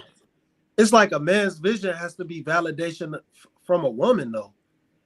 Like, and it shouldn't be like that. He has a vision of where he was going to go. What do you think he was doing when he became a senator? What do you think? You know the interesting part. The interesting part about it, though, Slimmy, is not even just that. It's the fact that she still talked down on this motherfucker like she resented. Like she still resent. She talks about it today like she resents the fact that he did it. She might. He wanted. She might resent it. That might be true. That might be true. Then why would you even get with him in the first place? He's already a politician. What is like that? She didn't get with him thinking he was gonna run for president. She already said that. She said that was she just said. The only reason I'm disagreeing with you, Carrie, because in his books, okay, this is according to the man himself. His mentor was setting him up for just. I don't care what his mentor was doing. No, what I'm saying is I'm sure she did not. But I'm sure he shared that with her since he tell her everything. I'm sure he shared that with her, and she probably did the dismissive thing. According to her, she didn't see the presidency coming. According to her, now I don't know. Yeah, because she's dismissive, and I'm not defending or like whatever if she resents him or not. I'm just saying it may very well be true that she does resent him. Could be. Carrie, but I don't think it's crazy. I don't think it's crazy though for him to bring it to his wife, not for her permission, but like, hey, this is what I'm about to do. Like, I want to make sure that you're behind me. I think that's the problem, Carrie, right? Like, yes, he should go and talk to his family, but not for their permission, I'm not saying permission. Anton said permission to get, but the way he talked about it, the way she talks about resentment, and the way they're talking about it on here, that's what it sounds like. Instead of it being, I'm telling you guys what my next move is, and this is how I need you to support me. Because if you married the man to be the man, then let him be the man. Well, and in fairness to her in that example, if that's the case, then Obama should have went to her like that. Now, I'm not saying that there's anything wrong with how Trump went to his family. I'm not saying there's anything wrong. If Obama decided to go to her and say, look, I'm running, I need y'all behind me, I'm not saying that that's wrong. What I'm saying is that in some way, shape, or form, if you decide you're going to run to be the president, you're going to go to your wife to get her buy-in. You're going to go to her and let her know what's going on. Obama, for whatever the reason, he decided that the best way to get her buy-in was going through her brother. That's Obama's bad. If y'all don't agree with that, that's not Michelle's fault. That's not what Obama's we. fault. No. If Carrie, Obama, if you gaslight you me can't, because I'm not gaslighting you anything. are, because we're not just talking about whether or not that happened.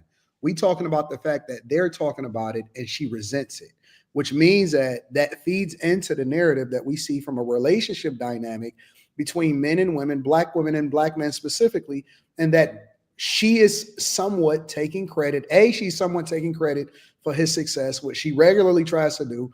And B, it looks as though she resents him for the fact that he ran for president. And she never seemed happy about it. She, even to this day, she tries to make it seem like it's a bad thing and that she resents him for becoming president of the United States of America.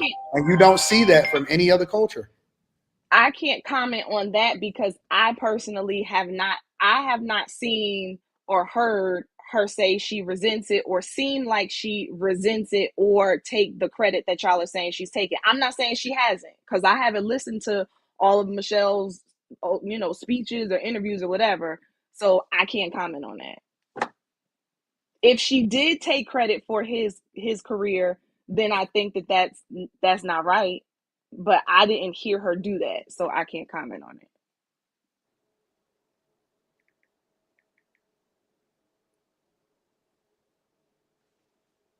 Who do the outfits on The Incredibles? What's her name? On who? What's the lady name that do the outfits on The Incredibles? The short lady. I know the little lady. Yeah. Carrie, what size cape she give you? All right, let me read the rest of the super chats. Shout out to Executive Suite. Emily says, "Come on, Carrie. She treats Barack like everybody hates Raymond. This shows how out of pocket a lot of our women are. 2 terms can't satisfy her." Will and Jada 2.0. Next thing you'll hear is about Barack getting pegged by Michelle and her bouncing up and down on Michael B. Jordan. Tyrant says, "Go listen to Bill Burr talk about the reason he dislikes Obama's wife. It's the funniest ish in the world." Partman's bus driver says, "Obama own fault for picking her because she is yapped." Michelle is I don't know. Michelle is the WNBA. Barack is the NBA. Melania Trump overcame those sex pictures by just being quiet and demure, while Michelle became worse by talking too much. Chase and Tins says they should invite the guy who gave Obama top. Oh, Jesus Christ. Carrie, yap, yippity yap, word salad with a side of yap, says Partman's bus driver. Thanks for the money for it. Anton, if I'm ever jammed up, please make sure Carrie is my lawyer. Carrie, crash out Carrie for the win. His biggest accomplishment was the LGBTQIA plus pedo movements, and he has 2 daughters. Why does he deserve her respect? Honestly, just a thought. Obama idolatry. Carrie back is heard tonight. Carrie and Mrs. Obama against the world. Carrie saw a whole different podcast, apparently. I have my own mind. Being objective. Oh, Carrie, it's your turn. So don't take this. I don't care. Take this hate. Take this hate the same way that I got my own mind. I have my own thoughts. I don't just follow just because everybody else is saying it. I got my own thoughts. Molly, Slimmy, Quinn, and Mika get on a regular basis. It's your turn now. You ain't had no hate in a long time anyway. Cheers. Being objective here, I definitely see Carrie's perspective. Running for president is a huge decision. Let's be for real, y'all. Kid Chameleon says the buy-in happened the moment she married Barack. Carrie, just let it go. It's okay. Executive Suite Emily says, "I'd rather ask for forgiveness than permission." That's a fact. You'd rather be divorced. Nah, ain't nobody divorcing. One thing about women is they ain't going nowhere when they see a great man. Let me tell you one thing that I know about women is if they know you great and they know that you're going in a higher direction, they not about to let another woman that benefit off of you. They not about to let another woman benefit from. She went right with him. I'm talking about what Quinn just said. You're gonna be divorced. If a woman sees a great man, the one thing that she's not gonna do is she ain't about to let another woman benefit off of the thing that she was there for in the beginning. Never gonna happen. If your woman ain't tripping about you leaving, then that means in her mind, you ain't shit. Beyonce made a song about it. It's true. So say what you want. Let me see what else. Forgive me. So she thought she was the only going to a senator, says Myron Scott. Mr. Robinson says, Carrie, Michelle left Obama by himself at Trump's inauguration. Clearly, she moves on her own accord. He was out there looking stupid. I bet you he asked her to come, and she said no. If that's her husband, she should show up. No back talk, says Mr. Robinson. And can I just say that I 100% agree with that? I said during this election, all of her movements surprised me. All of them. SYSBM, save yourself, black men do not marry in Babylon, especially community dwellers. Let me get my dog. Well, I guess let me back up here when he gets ready. Empire Foundation says Obama is the only president with a mate that constantly goes public to neuter him. Ebony 22 says that wouldn't matter if he said we're about to do this, we would. Battle tested. Slimmy out here. You good, Slimmy?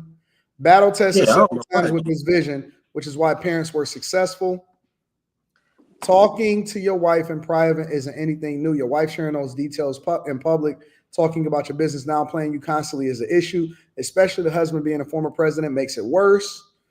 Shout out to Anthony Brian Logan, ABL in the building. Says Michelle Obama knew he was going to be president from day one, looking to his past. Can we all speak 1998 so Carrie can understand us? Carrie use your real photo first. Carrie imitating Kamala tonight, defending Michelle. Shout out to everybody in the chat. We appreciate y'all. Yeah.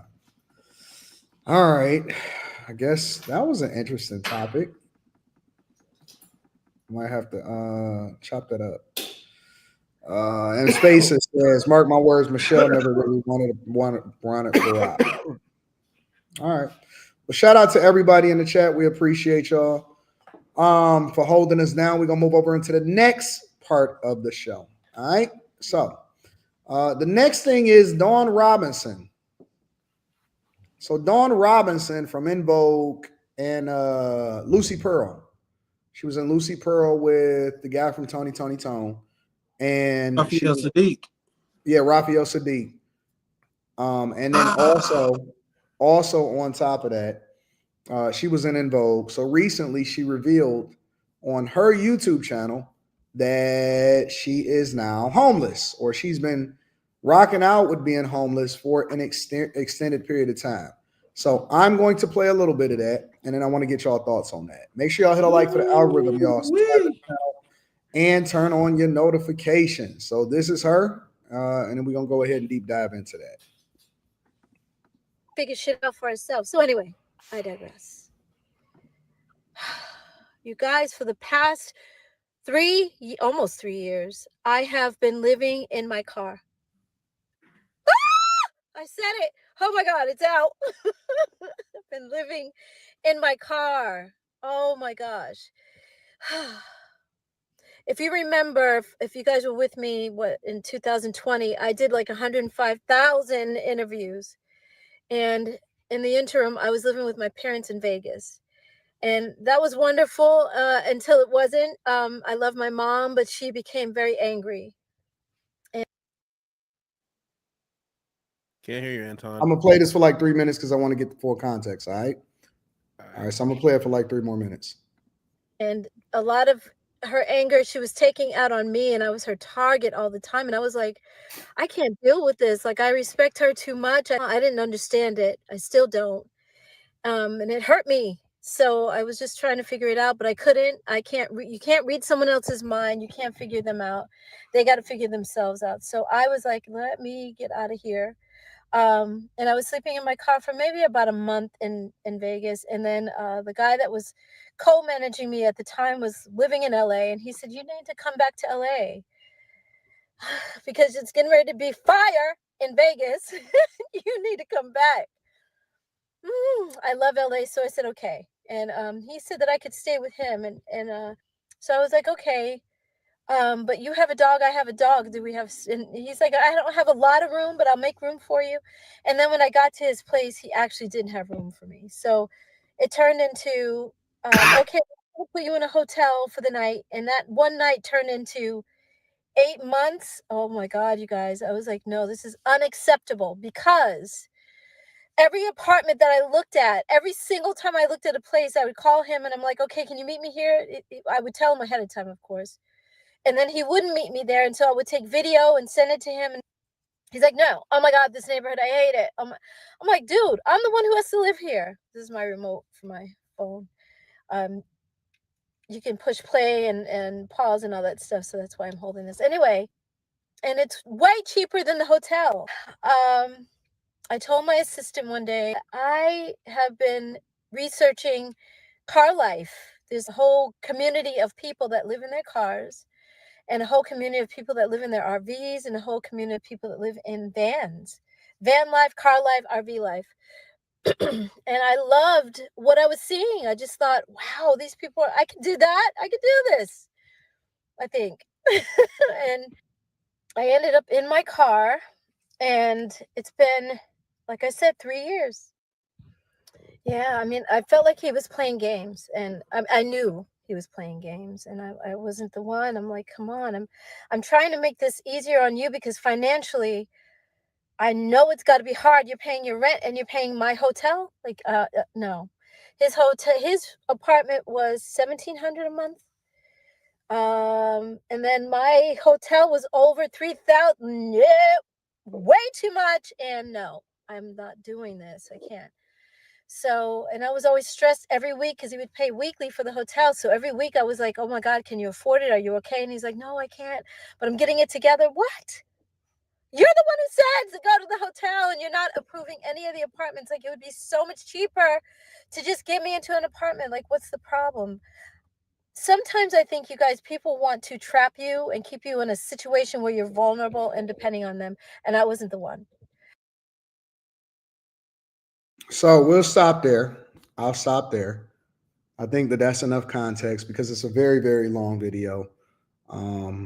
It's like 18 minutes, but I don't want to play the whole 18 minutes. I just wanted to go ahead and get that out so we can have a conversation. Anyway, so Dawn Robinson, who was formerly in Vogue and was a singer or whatever, reveals that she's been living in her car for the last 3 years. I'm going to get Slimmy's take on this based off of what you heard. What do you think, Slimmy? It's a song that I like by Nerd. Oh, NERD. Yeah. Yeah. Sooner or later, it all comes crashing down. Yeah, that's my song. She always put herself above the group, man. That's sad that damn, man. I know a few times I heard about En Vogue performing, and she was like really giving them a hard time about performing with them, and it was all like seemed like rumors, you know what I'm saying? But it's just like, damn, this shit might have been true, because she was always distancing herself from the group, and they were saying she was a problem. She was real problematic. So it's kind of fucked up, but at the same time, it's kind of like, I don't believe in karma, but like when you keep shitting on people and you doing wrong, that shit come back on you in a way that you would never expect. She could still be probably touring with the group. Oh, the group is touring, ain't they? I don't think they ever gonna stop touring. I think they have been touring the whole time. I don't think that they ever But stopped. she was giving them a hard time and acting like she was the group. I actually had seen her on social media. She was talking hellish shit. It got ugly at one point, but it just makes you wonder, like, and then the story, like she said, like she was living off a dude and like he wouldn't approve an apartment. That shit don't even add up. It doesn't. It didn't to me. Who gonna want to pay $3,000 when they could put you in an apartment?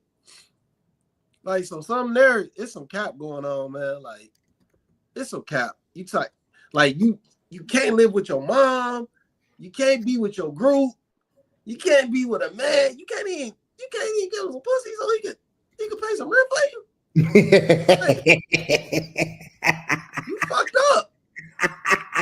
There's something wrong with you. Slimmy, you might be too real for the internet. You might be too real for the internet. No, man, like she got to look in the mirror. That's why she started looking in a car life, van life, RV life, because she took a peek. Like, damn, I'm fucked up.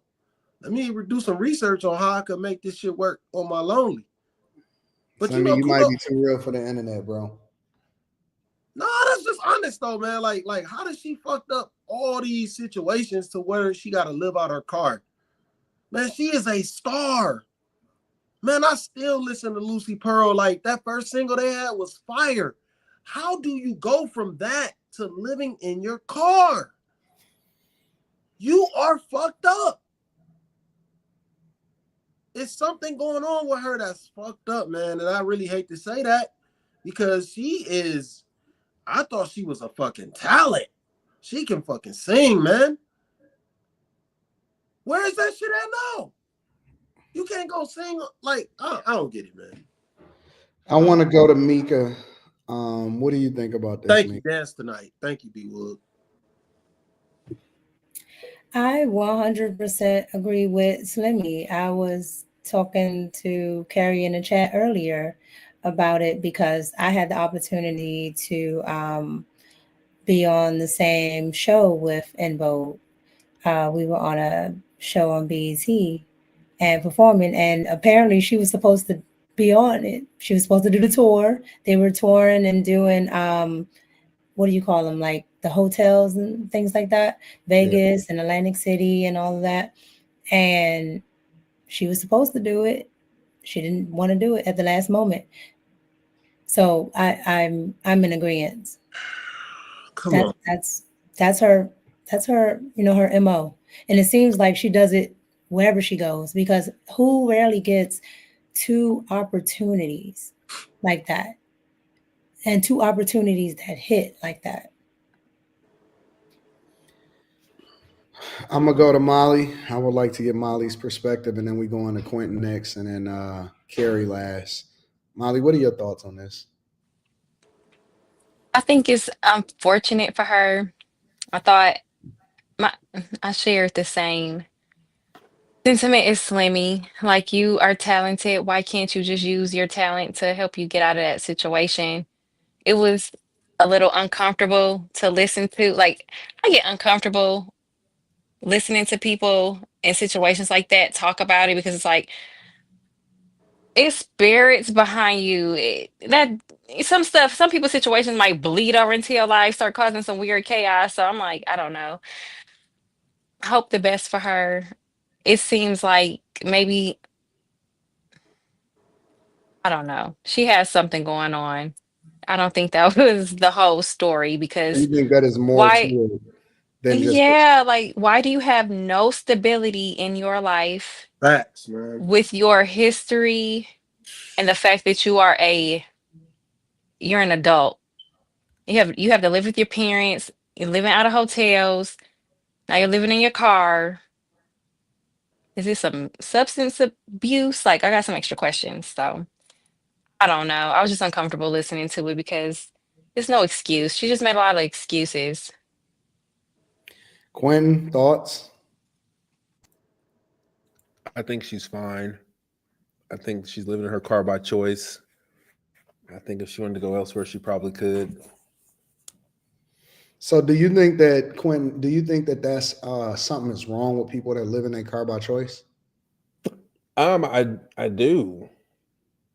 Or maybe not. Maybe it's what they want to do. Like the whole how she lumped the van, RV, car life. I think car life don't go to the van and RV life. That's different because people like my best friend lives in there. Him and his wife and their 2 kids live in an RV, and they have been since 2020. And they sold their $500,000 house to do so, and they didn't need to. So, so RV life is much different than car life. Yeah, I think RV life that's like a luxury. That ain't like, oh fuck, I gotta live in my RV. What the fuck? Like that's like luxury type shit. Yeah, that's something totally different. Like that's I was kind of weird how she put it all together. Yeah, she you know why she did that shit. That's safe face. But I don't know. I think she can pull herself out of the situation she wanted to. Like when I heard her talk, I thought mental illness. I didn't think anything else. Like, well, why would you want to Like it's just uncomfortable. Just think of like staying in your car. Like, where are you taking a bath? I know she had on lipstick and she had a podcast. She looks clean. So I don't know. I think this is a choice that she's making, and it's not something that she just fell into and she ain't got no other options. I don't think that. Carrie, what are your thoughts on Dawn from En Vogue, formerly of En Vogue, and Lucy Pearl going homeless by choice? I think that this is clearly a reset that she thinks she needs. And I mean, she don't have any kids. She don't have a husband. Her dog died in the car. So there's really nothing. I mean, this is the time to do it. She says she showers. She has a gym membership, so she showers at the gym. See, gym niggas by choice don't live in their car. Like it's just a choice for her to live in the car. Wait, what happened to the guy? That was what this one guy used to do. That used to talk about me. Used to do YouTube streams on me, and he used to say I didn't have no money, but he was showering at the gym because he was homeless. Just don't worry about it. Don't worry about it. Go ahead, Carrie. I'm sorry. What was y'all saying? No, I mean that was the sentiment. I think that she, like she said, you know, would she rather be living in an apartment? She said, yeah, but she said that she's glad that she made the choice she did for herself. And she's documenting this whole thing. She's been documenting it for years now. She plans on selling her documentary to somebody, Netflix, somebody. And she said, my career from here on out will be successful. Like with what I have planned, my vision for myself, it'll be successful, and it'll be because of how I did it. So this means something to her. She calls it a dark something phase where you know, she had to separate herself from everybody, friends, family, but she had to do it for her. So I don't need to live in a car, you know, to do that. But if that's what she feels led to do, then go ahead. She says she's learning a lot. Every nigga that's homeless say they learning a lot. You know, you do learn a lot. But Quentin, you know, like there's a couple that I know too who they had a nice home in the Midwest, and they decided their kids got older, so they sold their house and they got an RV. And to me, I was like, ooh, it's not the same. No. That's not. I'm not saying it's the same.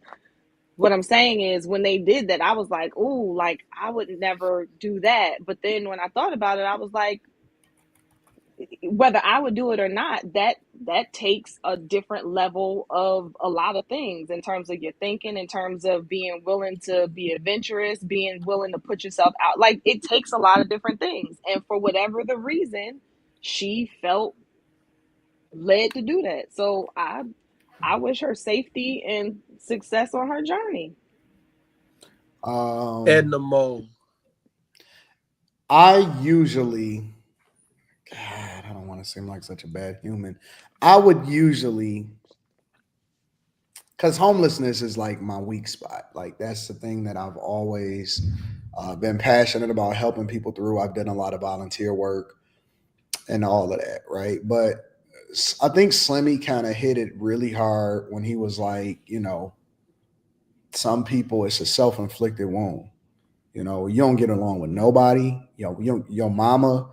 One thing that she said during that thing that I just played, and she tried to make it seem like her manager was controlling her, but her manager was struggling, paying for her to find somewhere to live when he didn't have to. That's not his responsibility. He said that she got an assistant. How you got an assistant, but you've been homeless for 3 years? I thought that too. That's why I said it's about choice. It's not like she can pull herself out of it anytime. She's paying for assistant, gym membership. She's probably paying for that YouTube premium with her YouTube channel. You know what I mean? She ain't. I think she can do other things than live in her car if she wanted to. Yeah, and it's like, so you have a choice. You can't. You didn't get along with your mother the way that you should have.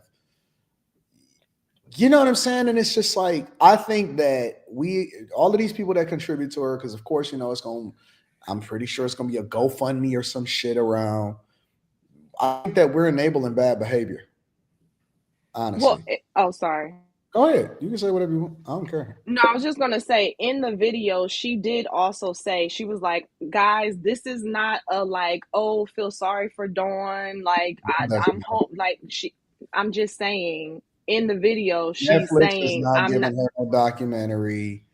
All I'm saying is that she seemed to want people to know that she's not out here destitute and like I'm please feel sorry for me. Like, this, to y'all's point, this is a choice. Like, this is a choice that I've made for myself, and I'm good with it. I'm good with my journey on it. The problem, Carrie, though, is that we're framing this like this chick is in her right mind.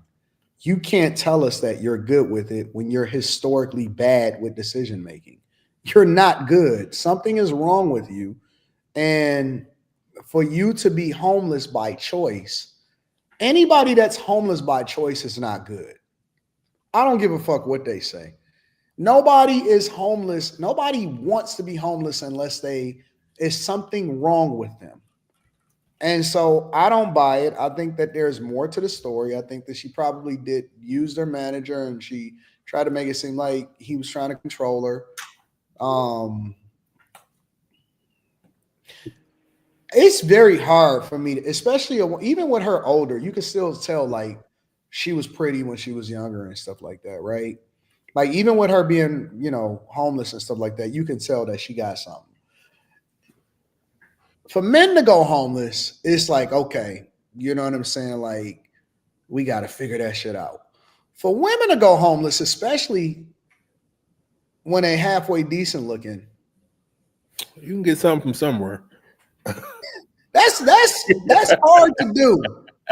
For women to go homeless and you halfway decent looking and you can sing, that's a pretty tough sell right there for me, honestly. There's something wrong all the way up in there that's not being uncovered. It could be an addiction. It could be a whole lot of stuff. But come on, man. Something else is going on. She was just on a show not too long ago with the white guy she said she was married to. So I'm trying to figure out what happened to that guy. I didn't hear anything about it on the, I'm not even sure if it's possible for a woman to go homeless. A halfway decent woman to go homeless. That's a hard thing to do, it seems like. So because I see that shit every day. Like now you start seeing like mental illness is probably the main thing. Like I was talking with this woman and she was just telling me about how she had just got back in a house. And I could tell some things was off. I could tell, like, she started talking about her old jobs, how everybody was the problem. It was similar to how, she was talking. And she was like, I got ADHD. I got to take my meds. It was just a lot. And it just sounded like mental illness. And anytime I see these people, I'm not judging them, but I am. I see mental illness. Like a lot of these dudes, they want to be in them streets. They want to be out there. They do. I used to deal with homeless people a lot. And one thing that I found, because I would always find, because it is space inside of these shelters a lot of times. And often at times they'll go into a shelter if it gets slow. Like, how they be having like them freezing days and they be giving them warnings. They're aware of all of that shit. And they survive. Yeah. They know what to do. They go into the shelters for that night only. But they choose to not go to shelters or to not get help. And it is programs that help people get off the streets. And I know that it's programs because I volunteered for a lot of them. They choose to be on the streets. And one of the reasons that they choose to be on the streets is because if you go into a shelter, for example, and a lot of regular people that live everyday lives that's never, seen that face of what that looks like on the streets, they don't know. And they say, well, how come the shelter ain't helping all of this stuff? These people choose that because when you go into a shelter, you can't do what you want to do. You can't mess with drugs or come and go as you leave. If you win, you win. If you out there, then you can't come in past a certain time. The shelter is closing at a certain time, so on and so forth. A lot of them don't want to be controlled. A lot of them don't want to be told what to do. A lot of them would rather take they chances out on the streets than to have somebody giving them structure and telling them what to do, which is one of the reasons why it's difficult to convince somebody or to save somebody from themselves. Or when you go into a project and you say, hey, I want to get you off the streets or whatever, they don't want to be off the streets because they want to have the freedom to do what they want to do. They don't want you telling them what to do. They don't want you to tell them that they can't go outside. You can't go and get this drug. You can't go and visit this person. You can't deal with this hoe. You can't deal with these things. And they don't like being controlled. And they would rather hit the streets than to have you tell them what to do and give them some structure. They don't like it. They absolutely do not like it. I'm telling you, they don't. A lot of people choose to do it, choose to be in that space because they do not like being controlled and they do not like having that type of structure. Yeah, they want to live off the grid. And they be having a clean up in there too. Some of them don't want to do it. Yep, they were better. You got to function like a normal part of society. She talked about living off the grid too. She said that a lot more people are going in that direction. I think it's being glamorized. I don't like that because we shouldn't glamorize something. It's too unstable. You don't have an address. You have to constantly more people move. need to be able to if live you off get the grid sick, so that like they can who's your survive. doctor gonna be? Like, I don't think people think about like the long-term things that go into being homeless or just like a nomad. It's just being glamorized. But that's the thing. No, it's not being glamorized. That's the thing. They want I think so. They want to get I think away. so. On the internet, it is being celebrated. People are they want to get away from that stuff, though. They don't want right. a doctor. That's the whole point of getting no, it's not, bro. If you look at some of the stuff that's on the internet, and go and look at Carlisle. Where are you gonna go though? People are glamorizing it, and they're making it seem like that. You know what I'm saying? I could travel where I want to go. I can just connect to the internet and all of this shit. It's being pushed and it's being. Oh, you talking about? Yeah, but it's the same. It's the same thing. But it's the same thing as the when people were talking about the trad wives or any other thing that gets promoted in social media. You have to look at, is it one, good for your lifestyle, and then two, how do they get there? What's funding it? Most of the people that are nomads, they have like funding, that like they have money and they actually have land. Still work. Like they have a community. It's not just they got up one morning, and went somewhere. So that's on whoever wants to get up and look at the internet and think, I'm just gonna be a nomad today. They're like squatters though. The ones on the West Coast doo-doo on the street. So but those are okay. Okay, I'm not talking about homeless people. But the nomads are different than the homeless people. You talking about people that live off the grid, Carrie? Carrie, you went out. I can't hear you, baby. She said she's talking about people that live off the grid. They don't want doctors. They don't want addresses. They don't want people being able to contact them. They want to be away from what they see as society. They want to be away from that shit. But they have a society though. It's just not this. But some of those homeless people, they're the same way. They want to live off the grid, but they want to live lawless. These people, some of them, not all of them, they just want to get wasted. They be at the motherfucking train stations. Up in there, they having parties. They do. Having parties at the train station. Like, they sitting up, they blowing trees. How you get weed? Yeah, no, I'm not talking about that. How you get weed? Grid people. I'm talking about people who know how to cook, who know how to hunt, people who know how to start fires, who know how to build, who like are with nature. I'm talking about live off the grid for real. I'm not talking about want to stay in the city but just don't want to have to pay for nothing. Oh shit, my bad. that shit was wet. Oh, in your shirt. Ew.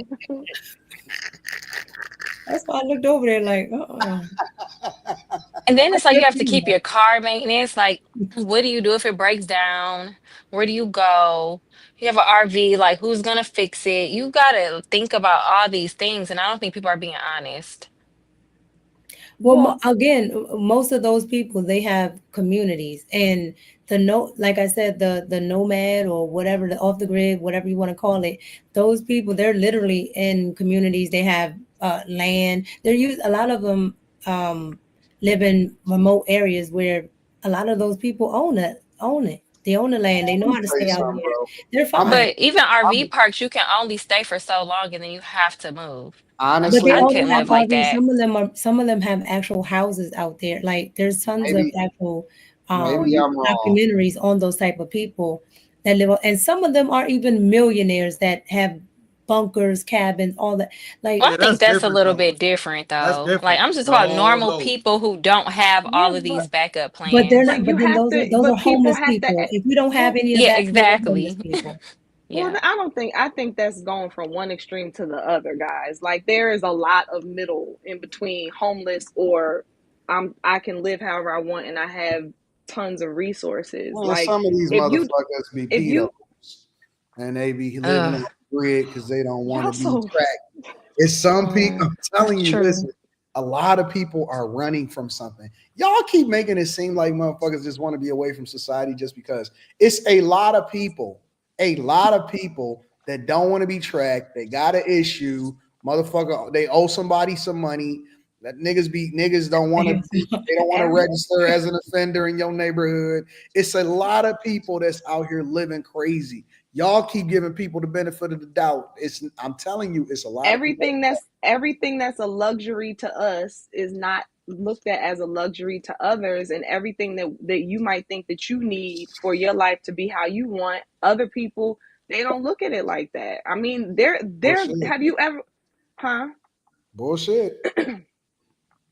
We're just That's not normalizing BS. poverty, and I don't know how that's supposed to help society. Poverty, No, Molly. that's That's not normalizing poverty. poverty. That's living off of That's the earth. encouraging it. No. Off the Have y'all grid ever stuff is actually not. kicked it? Have y'all went to a rave with motherfuckers that ain't have nowhere to go after it was over? Like, have y'all ever?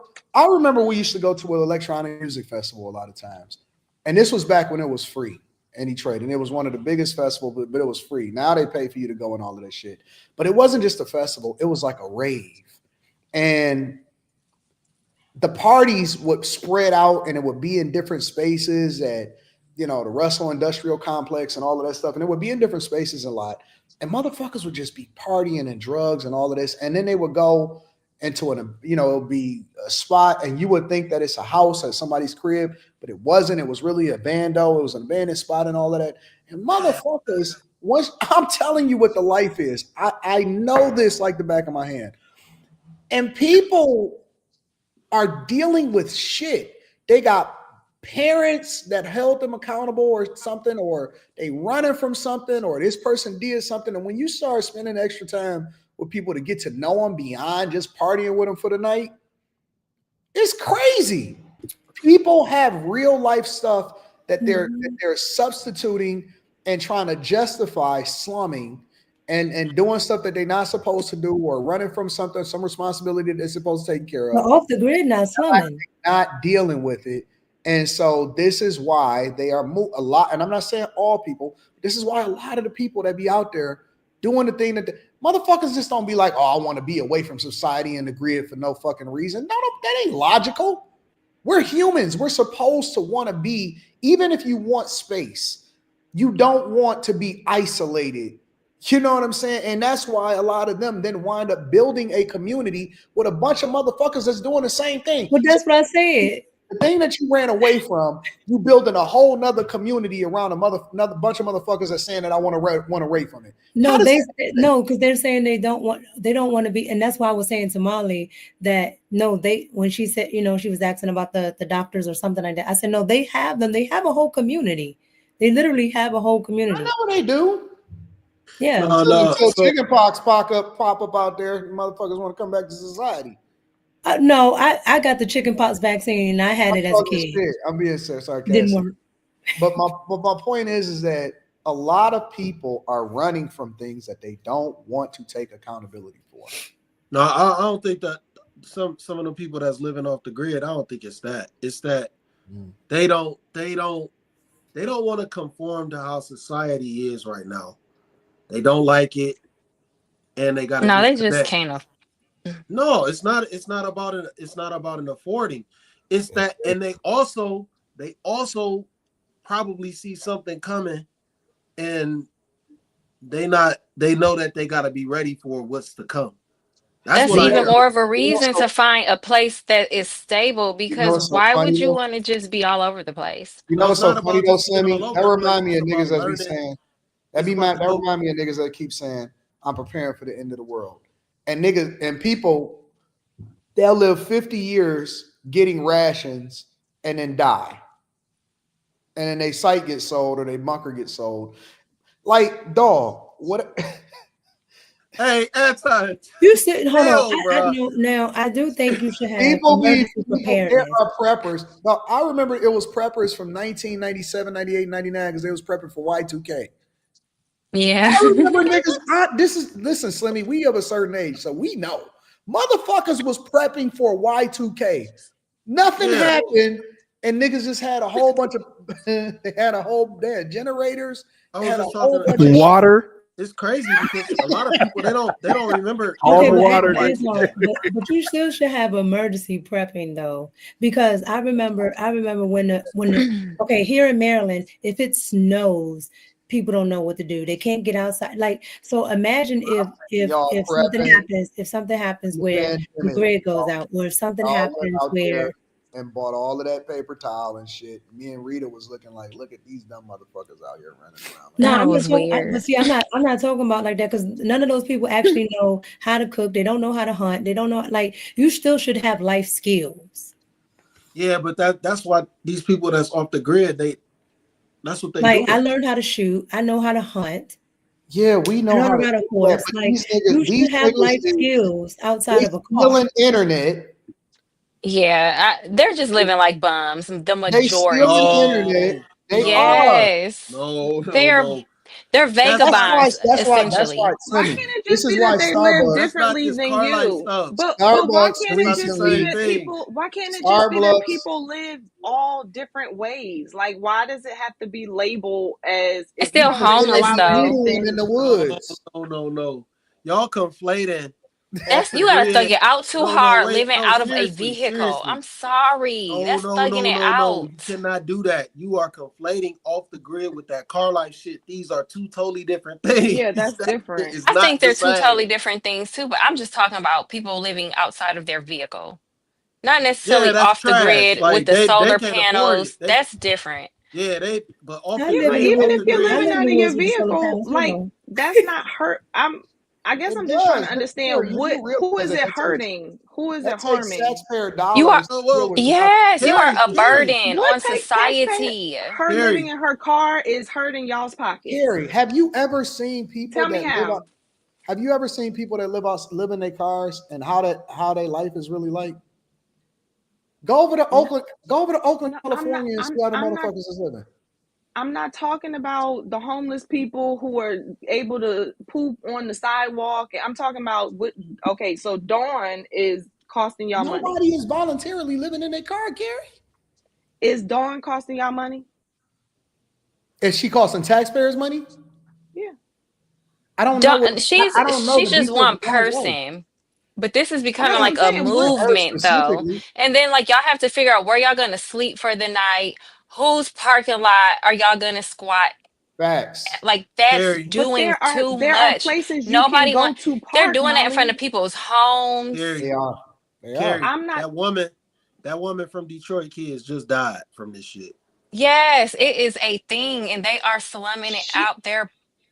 They died from carbon monoxide. I don't know what. It's dangerous to live out your vehicle. It's dangerous. Wait, you talking about the lady with the kids? Because then they just two different things. And a lot of them, that car life thing. That's all the same. A lot of them, listen, bro. A lot of them, they be doing dangerous shit. They get kerosene heaters. They go out. They steal electricity in order to do certain things. They live in places that's not supposed to be designated for that. I'm not talking about somebody doing something illegal or somebody doing I think that's probably why she roped it with RV living and van living, because I doubt very seriously that she's illegally using something that she even says it's been hard. It's hard, but she's learning a lot. She's learning from other people. Like, it's a whole thing. Other niggas are stealing electricity. That's just how y'all are labeling it. Y'all because of maybe what you do or don't know about it, or the way that you're seeing it, you're making it like it has to be a negative thing. And I'm just trying to understand why you're not leaving space for the people who are choosing to do this, and they're if you doing it start to a see way these that's legal. communities pop up, when you see these communities pop up, it's like, listen, it's a plague on a community when you start to see a group of people that start doing car life all together. I'm telling you, it is a plague on a community. Go over there in Oakland, Home Depot had to wall its own stores and parking lots off because it became such a nuisance that they had to start playing music loudly at night on the loudspeakers in order to get people to remove themselves from the area because it was prohibiting business and it had drawn We the had the wrong same type thing of happen elements. here, Anton, and it was with homeless people. It was with people. It was with homeless people, a lot of whom were strung out on drugs. They were pitching tents right next to. We had shopping centers. They're pitching tents. All their garbage, their trash. Then they move behind the highway. I get that. I'm not talking about those people. That's why, again, I think that's why I said I think that she clumped it over with the RV life. Probably this might be one of the reasons. I'm not this homeless person who's living under a bridge. Can I Like, ask you a question, she, Carrie? even in the video, at one point you hear the boats. She's like, the boats are coming in. She's Carrie, parking can I them. ask you a question? Yes. You got to go to the bathroom at night. Where you going? She's probably going to, if she's parking at RV camps or something. They have bathrooms there. They have little Car what do life you call is them? much different than RVs, Carrie. Come on. No, it's Car not. life, No, it's not. It's not different. Hold on, Carrie. Anton, it's not different in terms of where you can go. No, it's not. Carrie, No, are it's you telling not. me that all of these people that are living this car life are all going into a local Walmart in order to use the bathroom at night? I didn't say anything about Walmart. What I'm asking is, all of these people that's living car life, which is the I don't equivalent know of all of these people living car life. We you're were talking speaking up about on, Dawn. so I'm asking you a question. Where are they using the bathroom at night? I'm speaking up for Dawn right now. I'm not speaking up.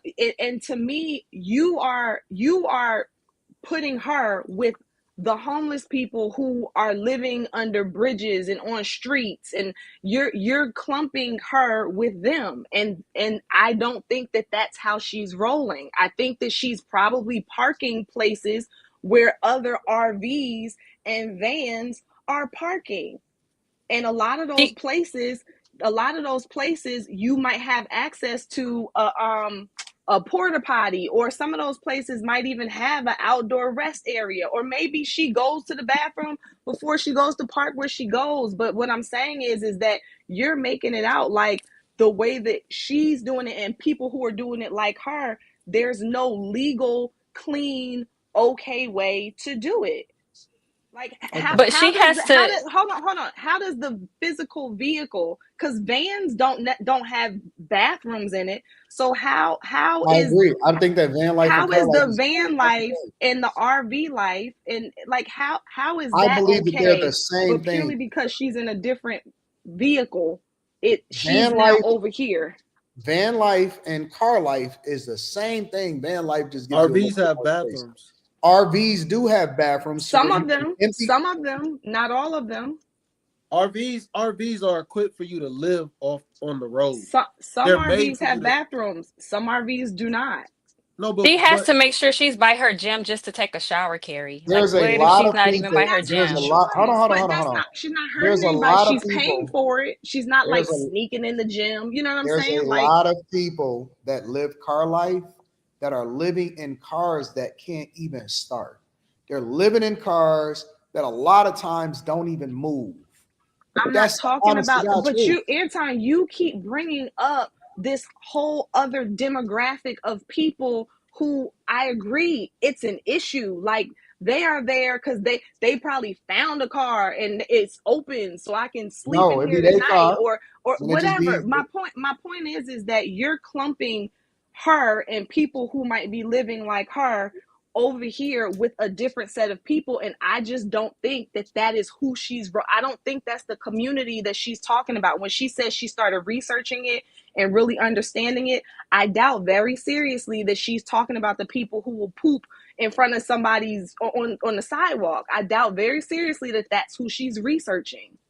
If you think, oh my God, Carrie, why you think the thing is, she has to make herself feel better about we being don't homeless, get it. Carrie. We wouldn't live.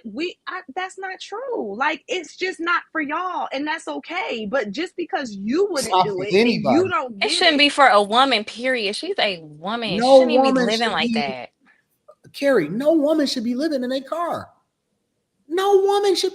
We are in. There's no stability. Wait. We that not. is dangerous. We're not in hunter-gatherer mode. She acknowledged that. We She are acknowledged in that she has to roll a certain way. About AI she and learned that. machine learning, and we're talking about women living in their cars and justifying it. That and is she ain't crazy bothering anybody. She's not bothering anybody. She's not. I'm not even talking about Dawn She's in not particular. telling everybody to. But that's who we're you talking keep bringing about. it back to Dawn, but we all with every subject we always explored across the board, and we go down a bunch of different rabbit holes. We talked about people that are RV life. We talked about people that lived off the grid. We talked about a lot of different people.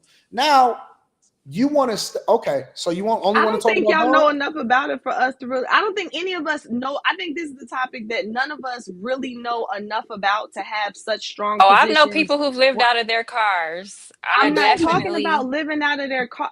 I'm not talking about like. Carrie, I've watched people's videos and they say it's not all as cracked up out to everybody. Nobody that lives in their car enjoys it, to be honest. They just cope with it.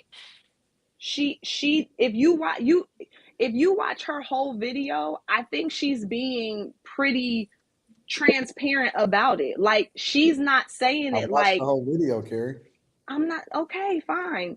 When I watched the whole video, I didn't get the sense that she's like trying to make this into some glamorous thing. To me, it's more important for her to do this for her. She's proven stuff to herself. You can make the face, Anton, but that might mean something to her. I don't get. It doesn't have to mean anything to you. I'm gonna be honest with you. But it means something. No. Hold on. Let me say this. I'm gonna be honest with you, Carrie. I don't give a fuck about what women think, because this proves that they don't even know what's best for them. Women should not be allowed to live on the streets homeless. I don't care what she thinks. I don't care about what she wants to prove to herself. This is one of the reasons why I don't believe in feminism. I don't believe in autonomy. I don't believe in women having the freedom to do some of the things that they do, because they're retarded sometimes. And they make bad decisions and they justify it by saying, well, this is meaningful to me. No, women should not be on the street. That should just be a standard across the board. Guys got to figure it out. They got to suffer. They got to make sure that they go out here and do what they got to do to create the environment that ultimately women are the ones that benefit from. But you're never going to like she is trying to figure it out. Never going to convince me that it makes sense for a woman who is basically weak, helpless, and in any other culture where we didn't have a modern society, while they're trying to justify being able to live off the grid and shit, that they would not be pillaged, taken advantage of, destroyed. And the only reason that she's safe enough to even do this is because we have laws and police officers and technology that ultimately, hopefully, prevent people from doing shit to her that otherwise they would have if we didn't live in the United States of America. The reality of it is that no woman, no matter how she justifies it, from my perspective, no kid and no woman should ever go homeless. None, zero, zilch, nada. Voluntarily, involuntarily, they shouldn't even have a choice, in my opinion, personally. And so I don't give a fuck about what she thinks. She's clearly out of her mind. Her story. Okay, so therefore what? So therefore what should she do with what you're saying? So therefore what? What do you mean? So therefore what? So therefore what? You said no woman. I believe that she. I believe by choice that one of the reasons, going back to what Slimmy was saying, that she's in this situation is because she continues to have self-inflicted wounds and go against probably the advice. She said she had parents. She didn't say just her mother. She said she had parents that she was living with. She needs to go back to her goddamn father and her parents and get under a man's covering. She's had husbands that she's no longer with. She would not be homeless trying to figure it out and sell a goddamn Netflix documentary that she's putting together on YouTube. Had she got under somebody's covering, and like I said, it doesn't make sense for a woman like her to be homeless unless she's just doing some dumb shit and made a bunch of decisions that she's saying that she has to work through and put herself in a situation. It's dumb. Women should not even be in a position at all. They should not even have this level of decision making on their own to be able to say that I want to be homeless. That sounds dumb to me. No, listen. We're not talking about no 30-year-old woman too. This is a 60-year-old woman, man. She's technically something. What she say? 58. She's 60. That's a senior. She's technically a senior citizen. Like, she should not be living like that. I'm not trying to crack no jokes. I'm not trying to be funny. She should not be living like that. Never. So what should she be doing? She should be on the road with Vogue. Suck your motherfucking pride up. You don't know all of what, but no, because that's the other thing. Nobody really knows what happened with their group. So that's another situation, because she's not the only original member who's not with them. So yeah, the short one. So all I'm saying is like that might not be an option. Oh, understandable, but okay. I just looked it up. Her husband said, in 3 minutes, we're gonna move over to the next subject, y'all. I just looked it up. Her ex-husband said he'll give her a job. He said he'd been told her he'll give her a job. And yeah, if she busted down for a real one, Allen. We gotta clean her up though. You know who Dre Allen is? We gotta clean her up and make sure that she get all of her doctors. He's like a producer or whatever in the industry, blah blah blah. He said nothing is for free. Nothing is for free in these world. Man, Anton. So a woman, you don't want a woman to live on the streets, but you gotta bust it down for a real one. I didn't say that women didn't have currency. Now what I did say is that's her ex-husband, which means he already familiar. So yeah, that is different. Get her shots. Get her shots. She said the three people that she loves and that has supported her is her assistant, her mother-in-law, her ex's mom, and her brother. Get her shots. Carrie, get her shots. They don't love her. They wouldn't give her a place to stay. Get her shots. Let's get her. Let's make sure. He said he give her a job. Carrie, I gotta. Carrie, you don't think there's anything wrong with her? Here's what I'll say without trying to say too much, right? Because one, I'm not. I don't. It's hard for me to make a real decision on that without really knowing someone's complete story. That's just me. And my husband has worked with all of them for years. And when I asked him about this, he was like, you would have to really know her story. And knowing her, he was like, this is not surprising. So is something wrong with her? I don't know. I don't know. But just because I would not do this, I'm not gonna say something's wrong with her. And when I listen to her talk, she seems like this makes sense to her. She seems like she's a grown woman. Other people know where she is. So for all I know, she's doing all this for the documentary. You know what I'm saying? Carrie, you know who she reminds me of? The lady we reviewed the other week, the elderly lady that moved from Memphis to, I think it was Atlanta, to be an actor, and then had to move back, and she had the DoorDash and all that other stuff, and it was just like something after something else after something else after something else that she just kept making bad decisions. Maybe y'all did that on the night I wasn't on. But women don't thrive well in survival mode like men. That's just some stuff we can do it, but don't mean we should. Good luck to her though. But that ain't necessarily what I'm talking about. Just her, like, you don't think there's anything wrong where the relationship with her mom seems fractured. two groups later. You know what I'm saying? Like, then the thing with her manager, like, and then like for her to, like you just said, like 3 people that she loved, one of them is her mother-in-law. Yeah. Like you just said, this is insane. She loves her mother-in-law, but she doesn't have a good relationship with her own mom. No, she explains more of what happened. Well, y'all saw it where she explained what happened with her mom. And here's the thing. Maybe you guys look at it like something's wrong with her, and that could be true, right? That could totally be true. But she also said that her mother started to get very angry and was taking it out on her. Now, she could be lying or she could be telling the truth. So the very issues the very issues that you guys are saying she might have might be the issues her mom really has. And so all I'm saying is, like, people have stories, and I mean, you just asked in the beginning of the show, do we think that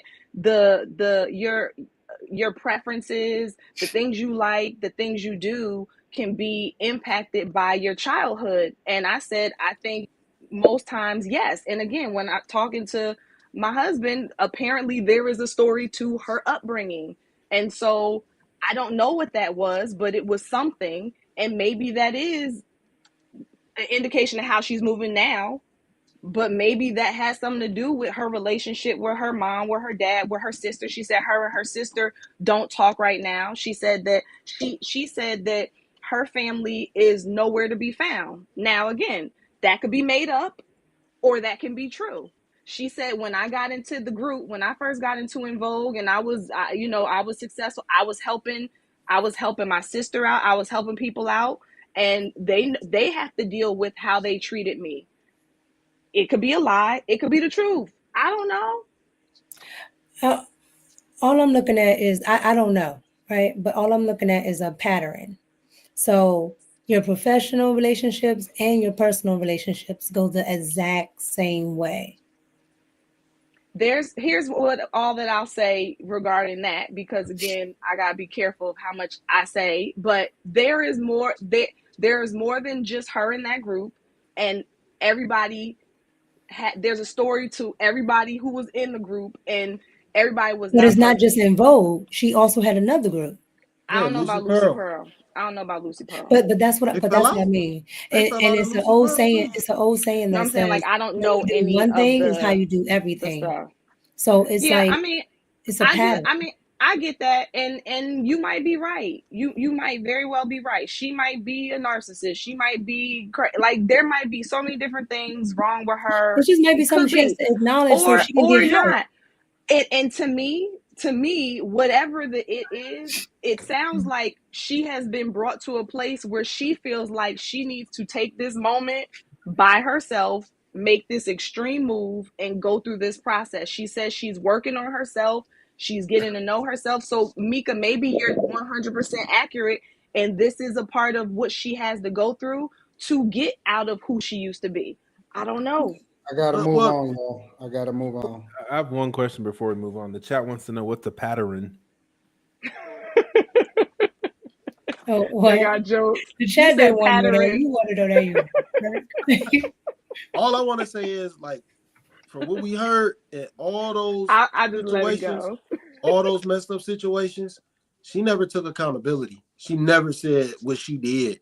It was just always somebody else. That's all I'm gonna say about that. All right, we got to move on. Let me go ahead and read some of the super chats, and we're going to go to the next subject. Trucker Bear is in the building. It says, Obama and the bloodline picked from the beginning to be the first black president. They all related. Rasan says, Maxine Terry and herself were roommates with my aunt. She was a real entitled-ish. She dusty. All I hear is excuses. Dawn sitting on at least $40 worth of pushy.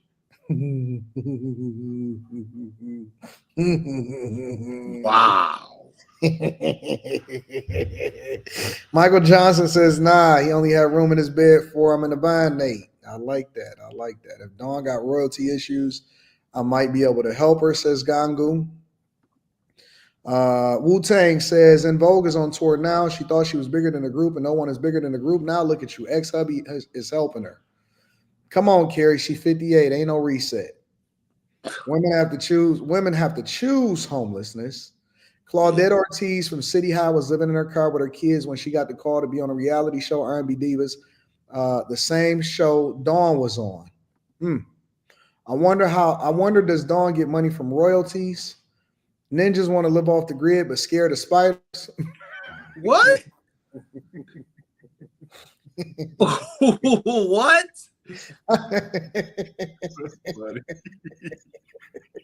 What the fuck? That's a good point. I think that's a good point. I love this chat.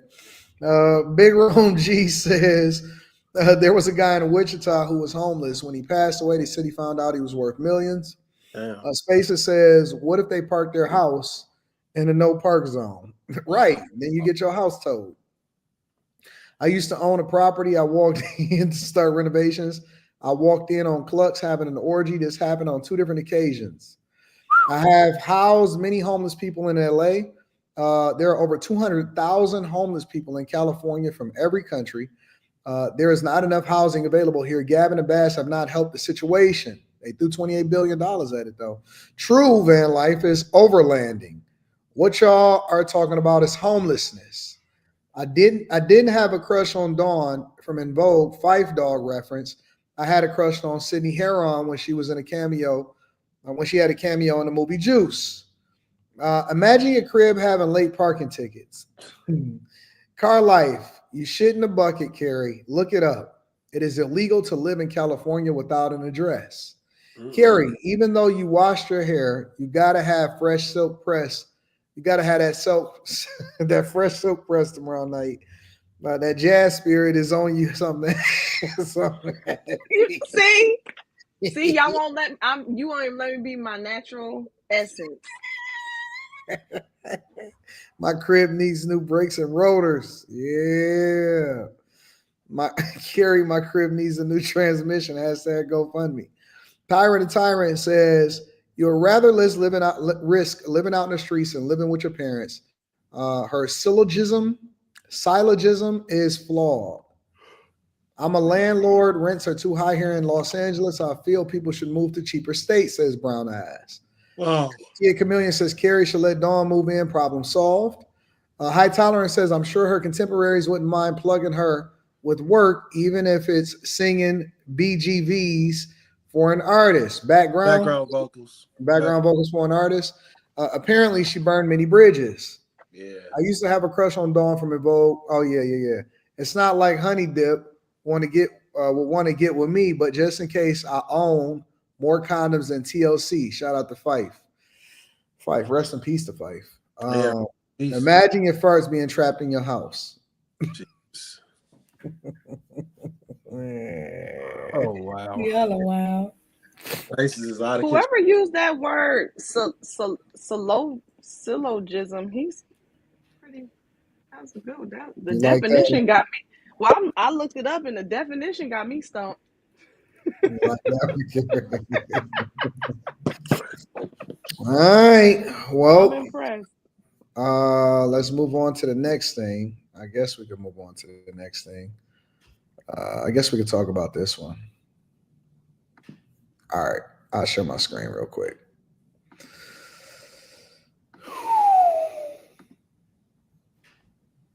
All right, here we go. Teyana Taylor. So her and Iman Shumpert is going through a divorce.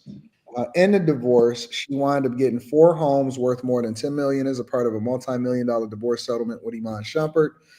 Article goes on to say that they both reached an agreement that put an end to their lengthy legal proceedings, which began when the dancer filed divorce in 2023, tied the knot in 2016, and shared daughters Junie and Rue Rose, 9 and 4. According to multiple reports, under the settlement, Taylor will receive not only 4 properties, but also a 7-figure payout, $300,000 Maybach, and a $70,000 Mercedes-Benz Sprinter, and a tour bus. Shumpert will also pay $8,000 a month in child support to fund his children's private school education. She will retain full ownership of her businesses, which include fitness brand Fade to Fit, a choreography center, and partnerships with fashion companies. And he will keep his homes in South Fulton and Decatur, Georgia, as well as his Miami condo. She will take possession of their Alpharetta, Georgia home, which the couple purchased in 2020. Details of the properties that she received in the divorce has not been released yet. So goes on, so on and so forth. So essentially, he's going to be paying $8,000 a month for the kids, which equate to about $100,000 a year in child support. She get a 7-figure payout. She also gets up to $10 million at 4 properties. She get a car. Well, she get a few cars, a $300,000 Maybach, and a $70,000 Mercedes-Benz Sprinter. So with that being said, the question is, do y'all think that that's fair? And do you think it's worth it for guys to marry once they become successful? That nigga had a Timu lawyer. He didn't get shit, bro. She took all that nigga shit, baby. That nigga paid child support and kept all 100% of her businesses. You said a Timu lawyer. He doesn't play basketball anymore, right? Nah, he ain't even in the league no more. God. Oh, he about to try and get back in that motherfucker. He ain't going back in no league. They ain't no take him. He about to try and put out some rap albums. He about to try and do everything. he ain't gonna cut it. It just sucks so bad because I know when you like really, you have to be able, like when you feeling a girl and shit's clicking and y'all locked in, you gotta be able to step aside and protect yourself because fuck, 5 years from now, shit can fucking be this. You know, you got to be able to like be like, all right, I love you, but I need to do this type of stuff. Were they in California? You say what? Were they in California? I don't know. In Georgia. It was in Georgia. It was in Georgia. Yep. But how much did she contribute to all of that too? Because she comes from a well-off family, so it's not like he married a broke chick. She had money way before they met. He didn't get shit. Did he contribute to, like, how much did he contribute though? Or is this all of her stuff that she's just getting because it was probably hers anyway? I'm not saying she was the breadwinner, but she had money. She comes from a family with money. That's different. Yeah, she does. But she has her own businesses. She has her own things going on too. If she has her own businesses, then why do you need his money? So I'm just saying, what if it's not his money? What if this is stuff she's entitled to? Own businesses and gets divorced, nigga, she gets the part of the business. Why does it? Okay, so if she had it, why didn't he get it? That's what I'm asking. That's what I'm. Yes. But maybe he was okay with it because she has his daughters too. Like, and I don't know how accurate this is. This is from Carrie. Me and you gonna fucking fight today. Me and you gonna fight today. What did I do? Because it says, and you forgive me, Anton, you already said this, but it said close her marriage. When they divorced, they had a combined net worth of $35 million. Did you read that? Listen, Carrie. And then it says, and they each are doing well independently. Taylor is churning away $5 million through her various talents, while Shumpert has gone into real estate and music, raking in $16 million. So I'm just saying, is big difference.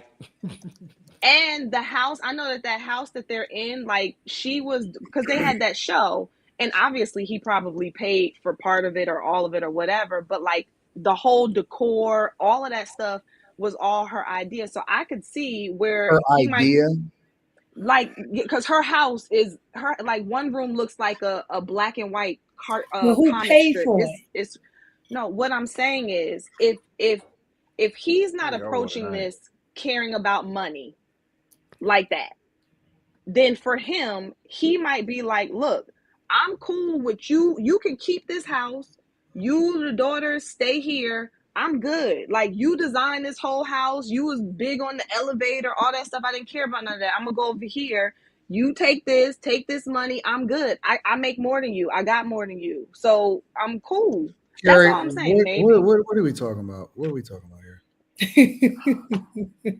Carrie, he It was seems trying to like get. I'm being unreasonable because you guys are really being unreasonable tonight. Kerry, he has a total, I think his career earnings in the They keep NBA saying I alone. was talking to Jasmine all week. His career earnings that he had in the NBA, which included from 2011 through 14 with New York Knicks, he had a 4-year, $7.5 million contract. From 2015 through 18, he got 4 years, 40 million, which would be 47 and a half. And then he got a 1-year contract in 2019 for 2 million, which would be 49 and a half. And then he had a 10-day. So basically he made $50 million. Right. He I saw that. 50 M's. You're telling me they only 34. They got to go to rest. He got to go the rest of his life, or whatever it is that he made, and figure that shit out. You're telling me that he's okay with giving her every fucking thing? Everything? What are his investments though? Like, how do you know what his he investments has? is? No, but that's what I'm saying. Like, if he had, it didn't say that he gave her everything that he has. He gave her the house. He gave her, what was He the gave her amount? Gave her 4 houses, He gave her Four four. $10 houses. million combined. He got to pay $8,000 a month in child support. He got to make a 7-figure payout. And he got to pay for private school. He had to give her the Maybach worth $300,000 and the Mercedes-Benz Sprinter. You're not going to And sit the there tour and bus. tell me that shit So don't a hurt. lot of those And the tour things, bus. a lot of those things though aren't a lot of the things that you name, minus the monthly stuff that you just named. But a lot of the things that you just named, didn't he either already pay for that or was paying for it? Like the cars, he probably already paid for, right? The houses, Carrie, he was it is probably either paying for. It's mine. What I'm saying is that I get that it's yours, but what I'm saying is from a money standpoint for him, it's not like I'm coming out with new money for those things. I'm coming out with new money to It's pay for all I you got. My monthly. net worth is tied into my houses. Well, and I stuff. don't know that to be. I don't know because I don't know what other investments and stuff like that he has. Carrie. What? He's not giving her anything. She was rewarded this stuff from the court system. He actually had filed. If you was on the show, Yeah, he tried to file for custody, didn't he? No, wait, not just that. He was trying to get parts of her business. He didn't get nothing. He was trying to get parts of her business because he helped her do it. He helped her jumpstart the business. He put his money in on that. He never got nothing. What business? When we covered this months ago, and it first the businesses that they talking about that, about what he filed for. He had filed for like 4 or 5 different things. I ain't hear none of that. I heard nothing. It's all about what she got rewarded. Saying that he can't. This is foul. This is 1,000% foul. He got hosed. Quentin is right. With his Timu. Yeah, Quentin is right. The lawyer is trash. That lawyer is trash. Like, man, they shouldn't be able, man. And I bet he had to pay her lawyer fees. Yeah, you know it. You know it. Oh man, that nigga got to pay those. But why couldn't he get something like half of her businesses or something? Mm. And he had to pay her off rip 7 figures, so she got $1 million plus just off rip. Nah, that's wild. It doesn't make any sense. If her businesses are doing so well, then why can't she just go with the businesses? Maybe she had something over his head. Maybe she was like, maybe he wasn't showing up to his court date, I'm sir. gonna tell you I don't know. something. I'm gonna tell him something about you. No. See, this goes. Hey, listen. This is a transfer right here. Just because a woman is good in bed, don't mean you should marry her. Stop marrying these bitches that's for the streets. Well, that's the mother of his children. You say what? That's the mother of his children. That don't mean she ain't for. She just he. I'm just saying he probably still wants to make her comfortable, though. Man, it does not mean that he shouldn't have never married her. Because clearly, well, he did. I don't know if you remember, but they was talking about their sex life. You know what I'm saying? They was talking about that shit publicly and how they like to share people and all that extra shit that they was talking about. Just because a woman is good in bed, that don't mean you should marry her. They seemed like they were like madly in love for a That was minute. lust. I mean, lust. Okay, it could probably at this point, because yeah. ain't But no way it if you seemed was like they madly. were. I don't know, their show, all the interviews, interactions. It seemed like, okay, y'all Right. really So digging wait. each other. That's I why I don't know didn't what understand happened. when she Or said it he could have was been cheating. That's why none And of I'm it like, makes don't y'all sense. sleep with people together? That's why none of it makes sense. she left If Teyana you out. were He left Teyana out. willing to be in an open relationship, so cheating ain't a thing. That's what I Cheating said. ain't a thing. Like, you're in an open relationship, it ain't like you're gonna be blown out your mind because you found out that they was messing with somebody else. You know what I'm saying? So that ain't the thing. So what was the issue that all of a sudden you want a divorce? He might have liked his little side chick a little bit more. Come on, man. I'm just saying. No, That'll make a woman bitter if he likes the other chick more. We don't know. So you guys don't. They never even. So you guys don't think that maybe Teyana wants to do what she wants to do? Yes, she started. I definitely think that something changed with her. He might. Yeah. That got a lot to do with it. But the thing is, you gotta stop functioning out of lust. Long-term decisions out of lust, that shit gonna fuck you over, man. Well, he's not wrong for getting married. He just couldn't keep his marriage together. No, you can't say he. They couldn't keep their marriage together. And you gotta protect yourself. You an athlete. You could have had any woman you wanted, honestly. Well, Brittany Renner did say athletes. Oh, and he invested early in Uber. We know the dum-dums going to sports, Slimmy. Come on now. That's why they're easy to finesse. That's where the dum-dums go. Bronze over brains. He probably got a whole Women bunch of know money this, I sitting guess. I somewhere don't else. know. You don't look at an athlete and think that he's just the brightest crayon in the box. This what we doing. Men just have to protect themselves. And then even when they get railroaded, they don't want to go after the woman. In 2023, he said he saved about 50% of his checks. So for all we know, he got money in some offshore accounts under some trust name. And he like, look, let me hurry up, get this chick out my hair, keep the house, take this money, boom, you done. Now I can go keep building what I got. Yeah, somebody who was trying to be extra flashy and spend up a whole lot of money. He never struck me as that type of dude. But you never know what he got going on. You still you can't function out of lust, man. You cannot do that shit, man. That shit gonna turn around and bite you in the ass. Some of these women, they know some tricks, man. They probably thought they were in love though, Slimmy. They were like 20 at the time. That's my point. No, I think that she started to get way more visibility. She did that video, that fame video, and it was up for her from there. Like, that's when a lot of people didn't even know Teyana Taylor. She was singing. I liked some of her songs. I like Teyana Taylor. I like her. I like Iman too. They're cool. I do too. He was acting in some stuff. After this type of thing, after this, how this plays out, this is one of the reasons why guys ask women what they bring to the table. Honest to God, this is the reason why. Because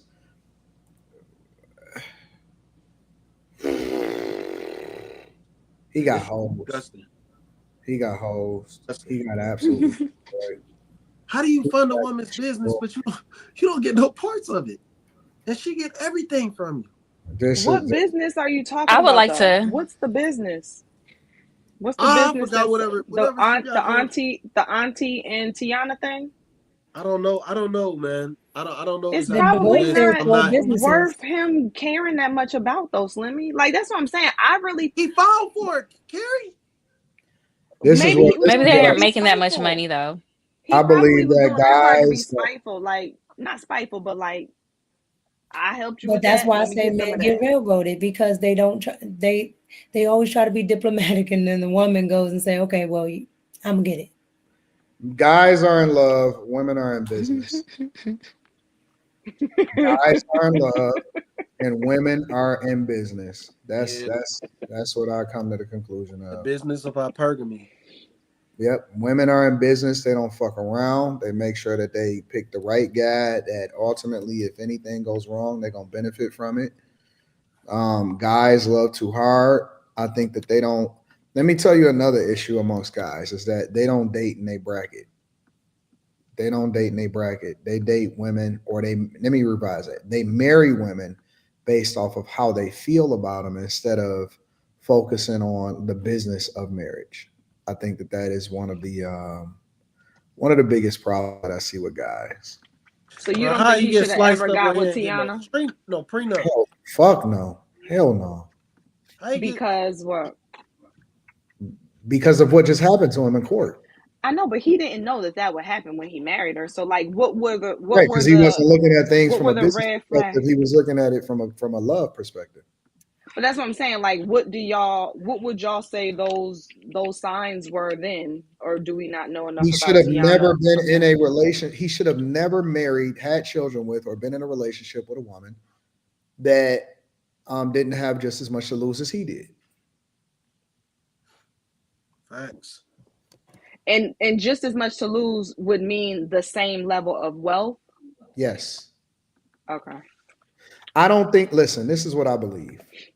And this is how, I hate to even say this shit, but I'm gonna just keep it 100 because we on after hours.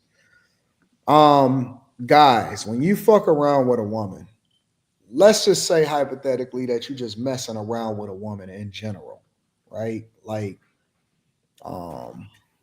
she a thing or she a moment or whatever. Do not, and I mean under no circumstances. Most of the time when guys get jammed up, they get jammed up on chicks that can come up off of them or can make an allegation, or, you know what I'm saying, it was just some regular old little bitch or whatever that he was fucking around with because she was easy pickings. She was, I like to call them low-hanging fruit. You got to stay away from them type of women. The only women you fuck with, whether you single, whether she a side chick, whatever, the only women you fuck with is women that have just as much to lose as you do. Because then she's incentivized to play her position, play her role, and don't fuck up because she can get jammed up just as much as you get jammed up. The minute that you start messing around with low-hanging fruit is the minute that you're going to fuck up. It's low-hanging fruit for a reason. Anybody can get it. Anybody can pick it off the tree. You cannot, under any circumstances, mess with a chick that is not in the same space as you and does not have just as much to lose as you. Because one incentive that she has to shut the fuck up or to not, you know what I'm saying? A woman that don't have shit, she's incentivized to walk away from you because she's going to get everything from you in a divorce.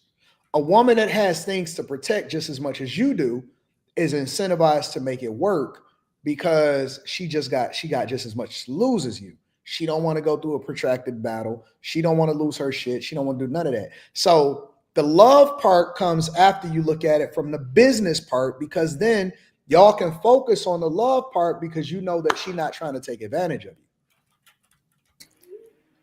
A lot of people don't miss that. And so when I say that it's a business just as much as it is love, doesn't mean that the love shouldn't exist.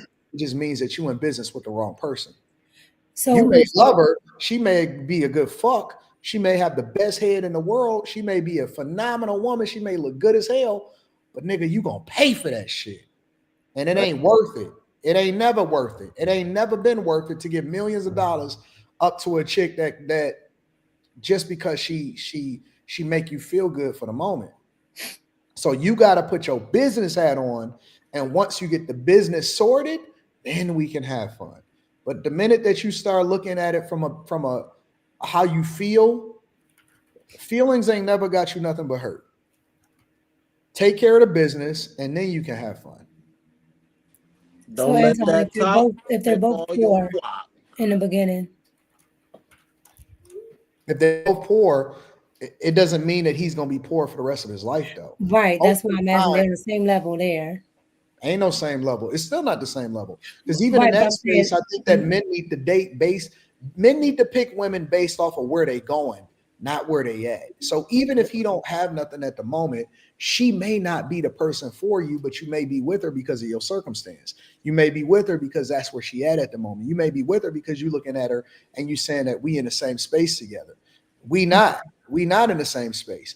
I'll give you another example. I'll use myself as an example. I don't believe even for a moment that 10 years from now, I'm even going to remotely be in the same space that I am financially right now, which means relationally, right? And I'm not talking about relationships as far as my wife or anything. I'm talking about the people that I surround myself with today. I'm dealing with people. You guys, I rock with y'all because I believe that y'all are great people based off of where I'm projecting myself to be, and that y'all are going to share in all of the fruits in that, not based off of where I am right now. So I'm looking at where we going. Everything that I'm planning, everything that I'm doing, I'm looking at where we going, not where we at. And so I surround myself with people based off of where I'm going, not where I'm at. Then we have fun. Then we talk shit. But outside of that, I don't fuck with people that I don't think is going in the same direction as me. And people need to do that. They need to surround themselves with people that are going in the same direction as them. Yeah, Kim K and Kanye is a horrible example because, for one, he should have never married her. She was for the streets. Like, you can't even use that as an example. She was never to be wed. I'm sorry. She's not a wife. She's a harlot. Like, for real. Like, she's a good businesswoman. Yeah, she's Are you responding to the chat? Yes. Oh. Yes. Amazing businesswoman. She's brilliant in that aspect. She knows how to sit in front of that damn camera like no other woman. That's how she got her name. That's legit. But she's not to be wed. She's not to be wed. She is a harlot. But she guess got what? Jezebel spirit. Guess what, Slimmy? You talking about Teyana Taylor? No. I'm talking about Kim Kardashian. Kim Kardashian. Oh, no. I was gonna still stay on it. Because I was about to say, guess what? Teyana Taylor allegedly has already moved on to the next nigga while she getting her divorce settlement. What the? Oh, the guy with the pretty eyes. The Lion King nigga. I couldn't. Where I saw him in it. Real. This cannot be real. So now think about this. This is what hurt the most. Paying for another nigga to fuck you in the Maybach that you giving her. This cannot be real. Yes, it is. Yes, it is. Man, y'all you gave her 4 cribs and he got 4 cribs to pick her to fuck her in. Listen, man. Y'all don't move on lust, man. Don't move on lust. That shit feel good. Don't buy into that shit, man.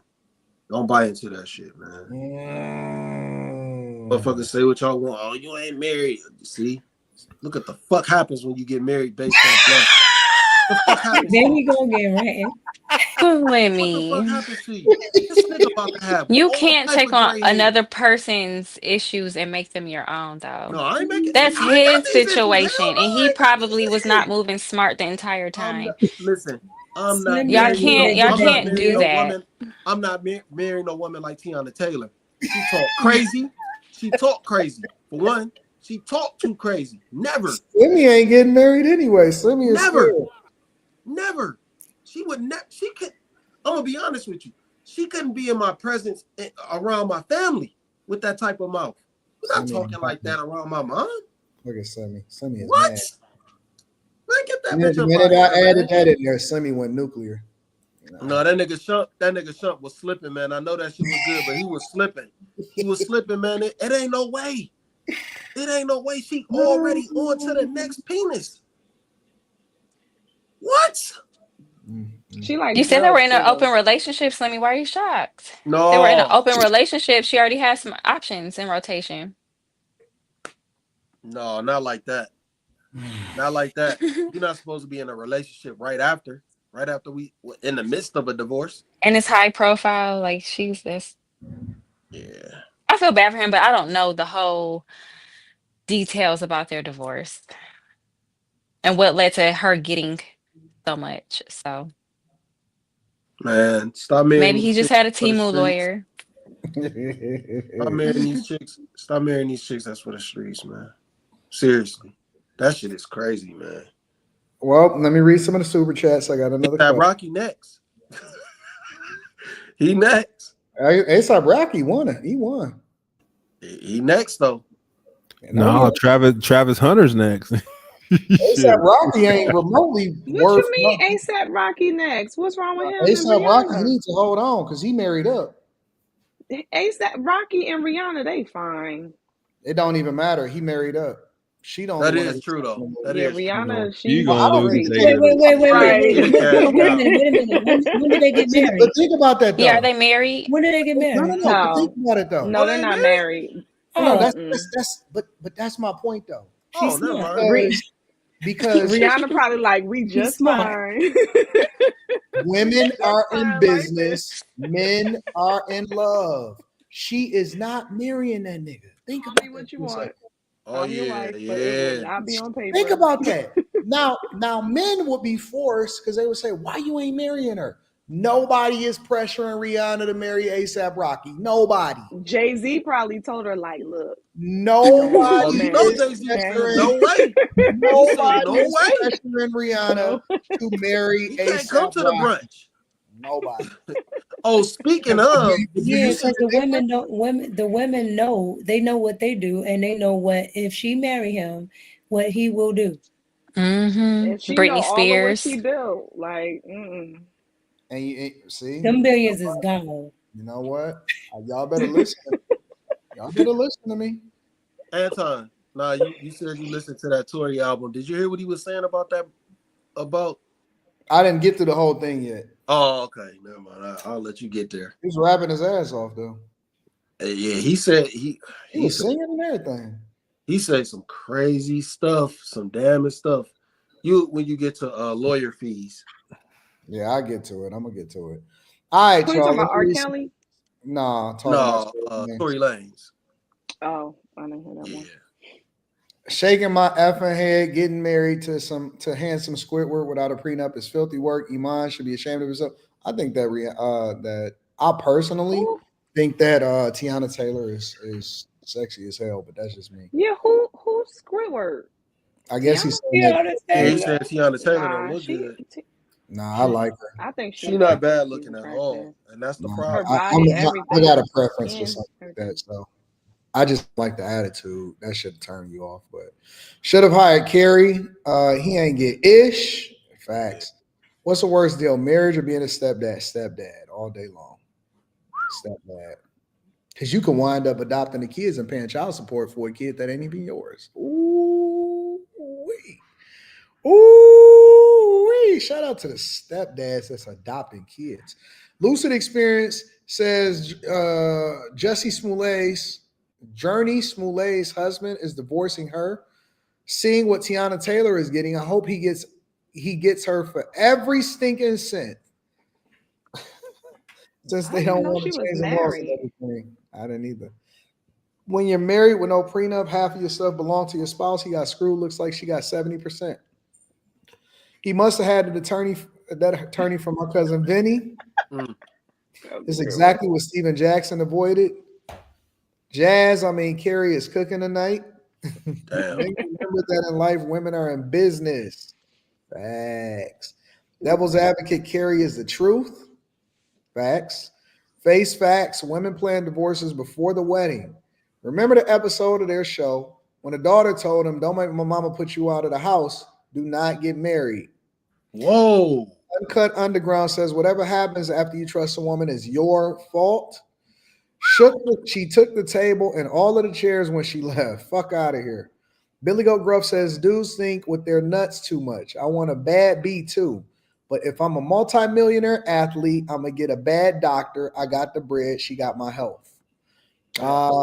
She took the kids and the Miami condo. Desi says she came from money. I remember her Super Sweet 16 party on MTV on her show. She did say her parents helped her with one of her businesses, plus that Kanye West video she did have sore trying to do half of her moves. They were separated way before the divorce. Iman was jealous of her star presence. She had her own sneaker on 4 different brands. Iman don't even have a shoe. Well, she took all of his money to go along with it. Kendu taking Mary J to the cleaners. Yeah, that is true. Kendu did wipe her. He beat that shit up. Kendo was running it up. She's still singing about that shit. No more drama. Billy Goat Gruff says, so the ladies that are usually saying, well, she deserves half. You know what A$AP Rocky will do to Rihanna if she marry him and Britney Spears. A$AP Rocky and Rihanna reminds me of Oprah and Stedman. Damn.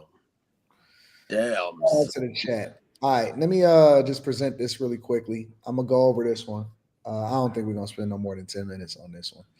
So Anton's like the pastor who's like, I got one more thing. I ain't gonna hold you. Just got one. No. I got you. I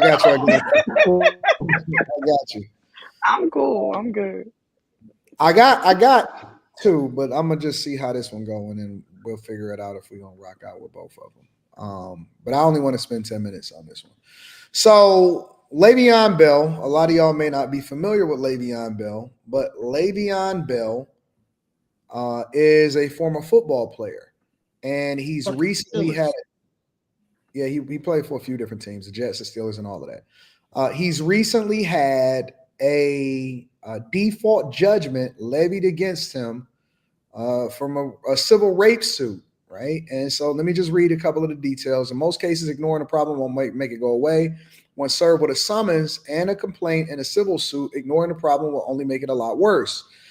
He may have, this is what he's done after a cousin sued him in 2024 for raping her repeatedly when she was under the age of 18. All right. Lawsuit was filed in March 2024. Bell never responded to it. In October 2024, the presiding judge entered a default judgment. 2 weeks ago, the trial proceeded on a question of damages only. Bell wasn't there. The jury awarded via TMZ a $25 million verdict to his cousin. Bell's lawyer now claims that Bell was never served appropriate paperwork, and Bell denies the allegations. He said, my client adamantly denies any and all allegations that have been lodged against him. And further, he was never served with a civil complaint or any documents. The procedure for serving the process on the defendant is technical and rigorous and entails proper documentation that paperwork was indeed delivered to the defendant. Typically, a court won't issue a default judgment absent convincing evidence that the summons and complaint were actually served. It said the default judgment was granted based upon violations of his Fifth Amendment rights of due process for failing to be served. My client is in the process of filing a motion to open and reverse the default judgment because the narratives of the case have never been litigated. It said if Bell wasn't served, his lawyer will have to prove it, which means he'll have to disprove the available documentation that objectively shows Bell got the paperwork. And basically saying he never got it. But $25 million judgment was served against Le'Veon Bell for allegations that he mishandled his cousin before under the age of 18. So a lot of different things to go over, but the question that I have is, do you believe that the court and the justice system is rigged against men, or do you believe that this is justice served because the woman then made allegations that he touched her before she was 18 years old? Anybody can jump in. We only going to spend 10 minutes on this one. He was under 18 or she was under 18? Saying that she was under 18 at the time that he did something. Sounds like he was sleeping with his cousin repeatedly. Oh, it says he was under the age of 18. That's what, okay, it said after the cousin sued him in 2024 for raping her repeatedly when he was under the age of 18. He should have showed up. That probably would have solved a lot of stuff. That sounds weird. They could have been sleeping with each other. Some cousins do that nasty stuff. Kissing cousins. I guess that term come from somewhere. Ugh. Arkansas. But I think that personally, I believe that the justice system is kind of rigged because there's no way in the world that somebody $25 million from. That's what I'm saying. Like if it was me, if that was me, what would it have been? Like, what would they make me pay? Like normalize me that ain't got it. You know what I mean? Type of shit. I agree. What state is this in? Did it say? It does not say. I can try to find out. Give me a second. That's a huge number. Yeah, because it says he's 33 now. So like It said that. Okay, so I'm gonna pull this up. I'm about to play this real quick. she made out like a All right, so it's more details. There's more details. Let me go ahead and get more details. All right. So according to TMZ, this is TMZ. It's saying that the lawsuit was filed. He never responded to it. Oh, okay. I'm sorry. Let me show this other one. Show this tab instead. Close this. He's denying a woman's claim he raped her for years when she was an adolescent. All right. He said it was bogus. Lawsuit was filed in Franklin County, Ohio last year, and that she's his cousin. And when she was just 6 or 7 years old, he began to have non-consensual, incestual relations with her. According to the suit, Le'Veon, who Jada says is 8 years older than her, would use slang terms to direct her when she was just a minor, which incestual acts he wished for her to perform upon him. So this was in Ohio.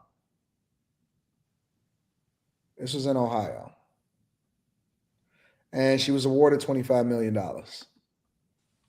He never told her parents, being 6 or 7. It says, for instance, the suit states that the term oral sex, fire, she alleged sexual abuse continued for roughly a decade. When Bell, an ex-Michigan State tailback, will return to Ohio during his college years and beyond, she claimed it all finally ceased when she reached 18 years old. She submitted her complaint to the courts on March 22nd, 2024, and in October, a judge issued a default judgment in her favor, ruling that he was served according to the law and failed to move, plead, or otherwise appear in this action. So this isn't a criminal complaint. She never criminal? This is not a criminal complaint or anything. Of course not. Is it ever? This is 100%. This is 100% civil. I if you did that, I think it's nonsense, because if someone of this dude's stature was ever served something of this nature, whether he got it or not, it would have been all over the internet previous to this judgment being levied. And we never heard about it. So did it really happen? Now he has to pay $25 million and look like a rapist. That shit's easy. That won't. But if I don't know, the one from the game, why wouldn't you at least go to the police now that you're going to court? Yeah. And the one at the game got from a woman that was alleging that he assaulted her from that TV show that he did for the love of the game. And she got a default judgment. That shit held up. Was it that he didn't get served? Like, what was the reason he got a default? It said that he never showed up or something like that. And he said that he never got served, I believe. But the default judgment, let me see. How do you prove you didn't get something? You know what I mean? I mean, when you get served, don't you gotta get it in your hand? Nine times out of 10, they don't put the shit in their hand. Well, usually I don't know. Like usually you get served. The game was back in 2019. Usually you get served by a sheriff. Yeah, the game back in 2019 got ordered to pay $7.1 million in a default lawsuit judgment, and that was from a VH1 show that he had that was called a reality show called She Got Game. She filed a lawsuit claiming that he molested her, and she was a contestant on the show, and so I think she'd be still trying to go after his wages, after his royalties, all of that shit. So they going after him. Yeah, I'm trying to figure that out. So if you got to get served in your hand, you should have a picture or something of me that says you gave it to me in my hand. So if he didn't get served, then how are they serving stuff in Ohio? They probably just putting it, I don't know, maybe if they got multiple houses and like somebody. Yeah, but if I'm somebody famous, but they also said that the court just put it on my door. But they also said that the court had they had the proof that they needed to believe that he got served, and in order for him to have it reversed, he would have to prove that what they have as proof is not accurate. So they must have something. I think this is where the corruption comes in. You know, because you could just say like, "Oh yeah, we gave it to you," and then proceed like as if like no. I don't know what it's like in Ohio. I just know that I know here a sheriff serves you and you got to sign. Well, there's like process when they and it has like the date, the time, has all that. Same. So whatever state Gary's in, that's why you don't answer the door when the police knock.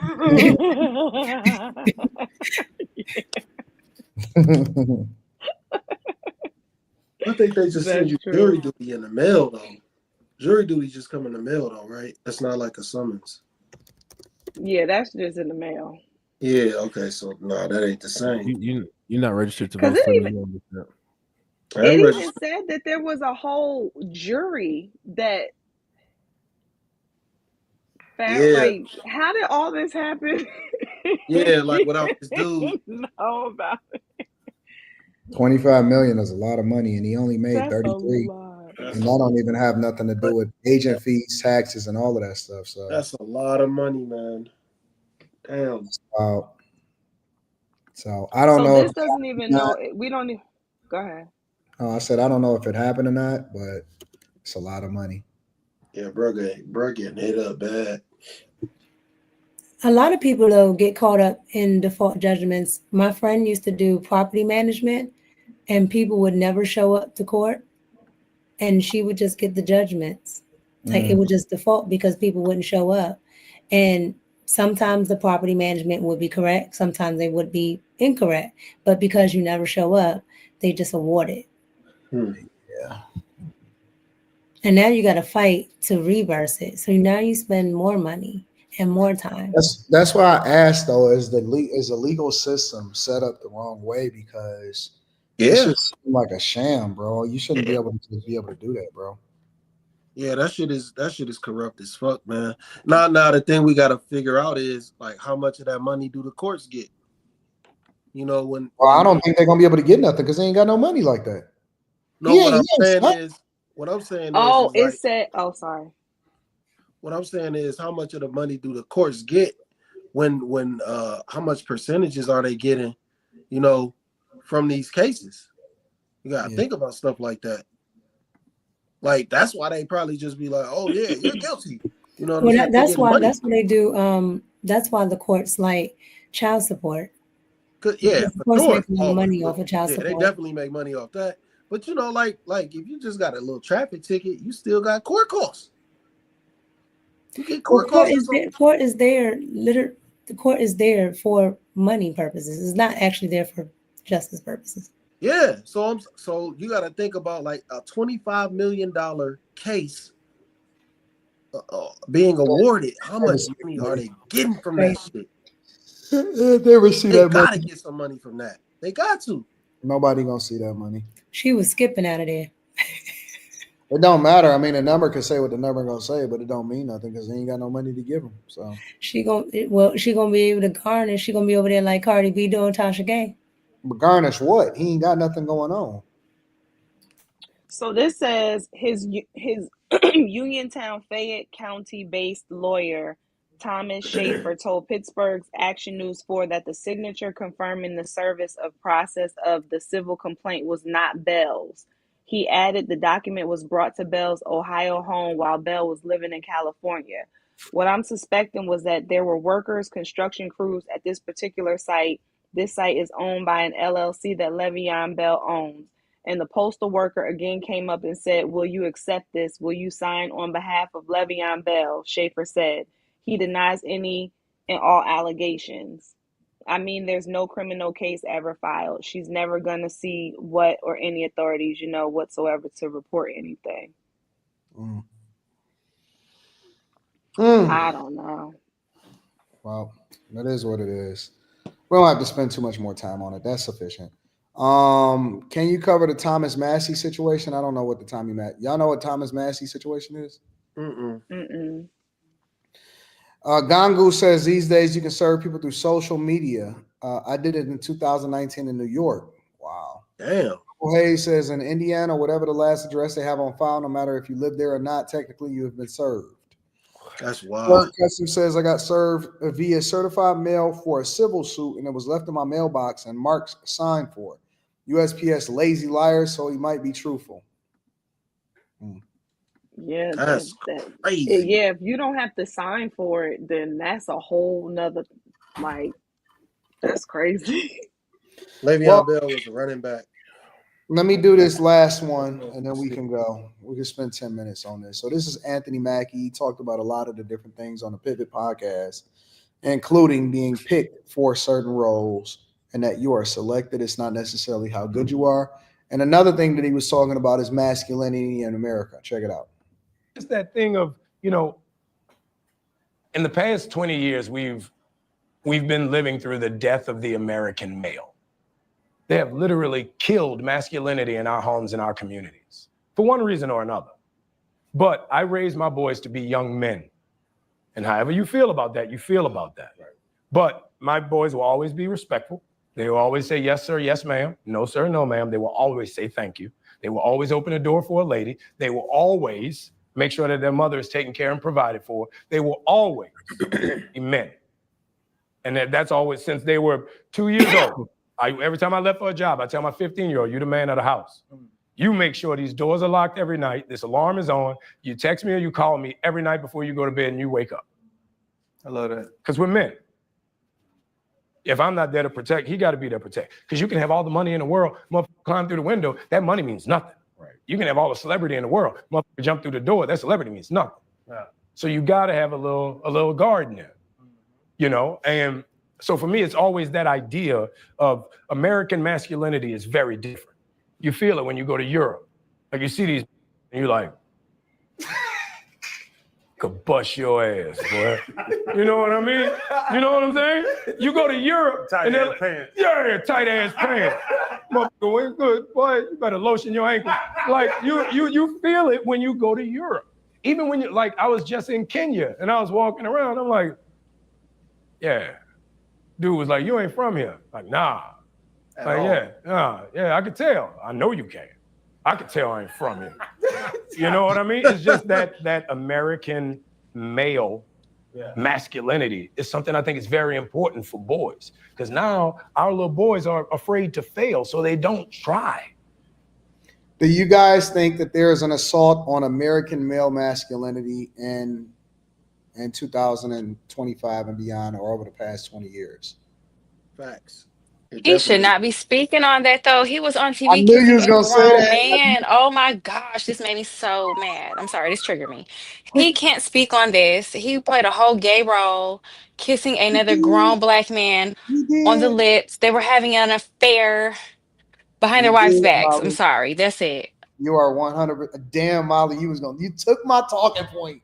I was gonna say the same thing, but I was gonna let everybody. So he can't speak on that. Are you talking about when he was playing the video game? Yep, and Black Mirror. Yes. Black It's Mirror. something else I feel like he was a little I forgot gay in about too. Oh, the Candyman dude. Yeah. So gay. They were gay lovers. Molly ain't wasting no time. I could What not. movie was that from? Oh, you know what? I put that shit out my mind, man. I was like, no, he ain't sell out like this. I said the same thing. It just made sense how he got all those Marvel roles. Oh yeah, She was doing behind closed doors. He had got them before that, but that just, makes I sense. see How why. he got to be Captain America. Captain America was always white. They didn't turn him into a nigga. That was my 2 cents. Nah, you absolutely Meek Mill. Yes, that was his lover. Not his boyfriend. Oh yeah, that's right. I can't. Just fucking kiss me, man. I'm out of here. Anton, stop it. Oh yeah, okay. No more. I stopped it. And he was on. You said that's Meek Mill too? No, that's not. No, that's not Meek Mill. He was just looking like him in that clip. He was in a Matrix 4 and Candyman. Yeah, that's what it was. Candyman. That's exactly what it was. That Candyman was dope. Yeah, but all right, let me ask another question. Molly is the worst. And then she'll do that giggle. Do you think that you have to remove the acting part, or does that also play into it? Remove what? Because he's an actor and he's filling a role. Do you think that wait. it's a pass because he was doing a role in an acting thing? Your sons have to watch you kiss another grown man on the mouth and play like y'all were in love. Nah, man. We ain't doing That's that. not acting. We They not act removing. because they really feel this on the inside and they're able to express it through acting. But your sons are gonna have to I hope they don't watch TV.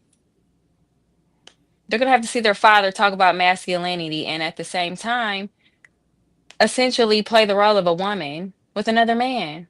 Man, it's so crazy because I was hearing what he was saying, and I'm like, why do this seem like it's coming from the false source? And I was like, yeah, I rock with Anthony. I don't think that Anthony Mackie is gay. I do believe that the scene was bad and that he shouldn't have did it. I don't think that he's gay in real life, though. I think he was doing what he had to do to feed his family.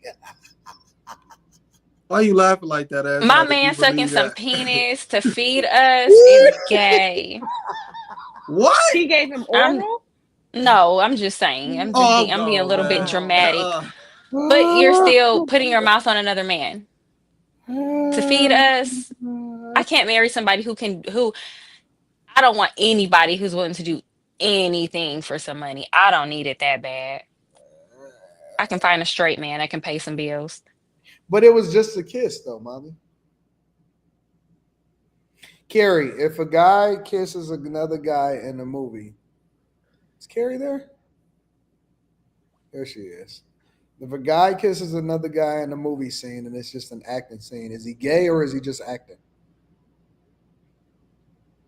No, I don't think that he's gay.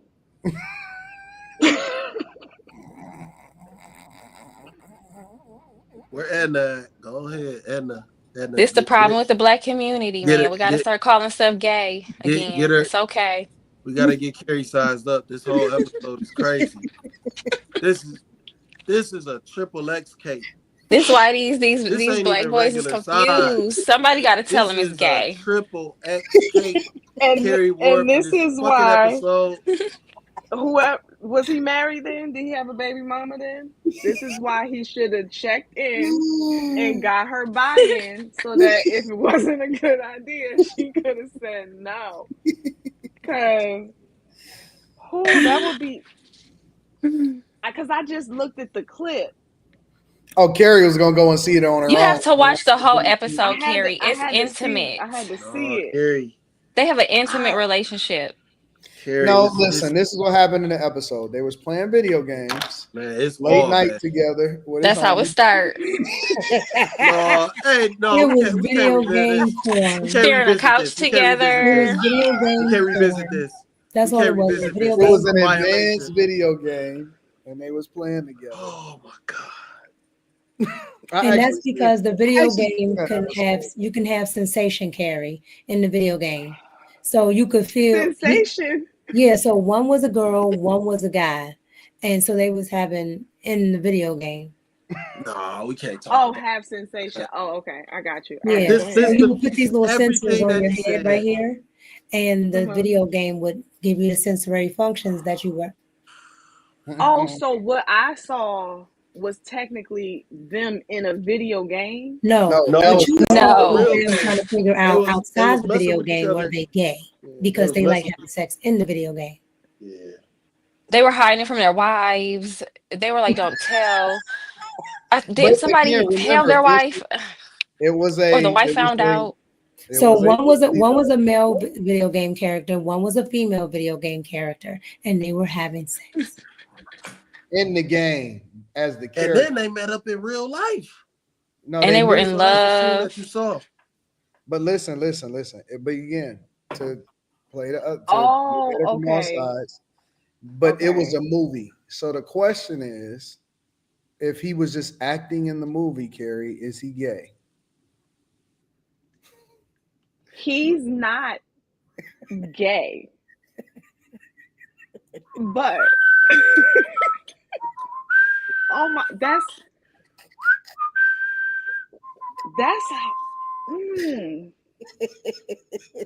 Somebody in the chat said, "Who was the girl?"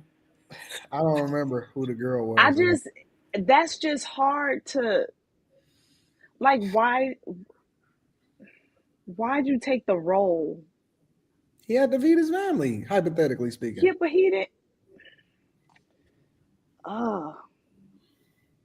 That's okay, but because I saw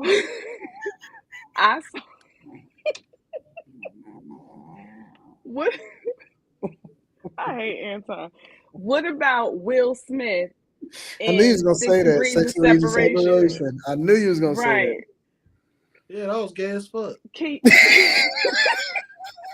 And is it Will Smith really gay? Like, they don't just be playing. But we don't know. We don't know. Allegedly. Mika, is a man gay if he played a movie role to kiss another man? I mean, I can't date him, but yeah, he gay.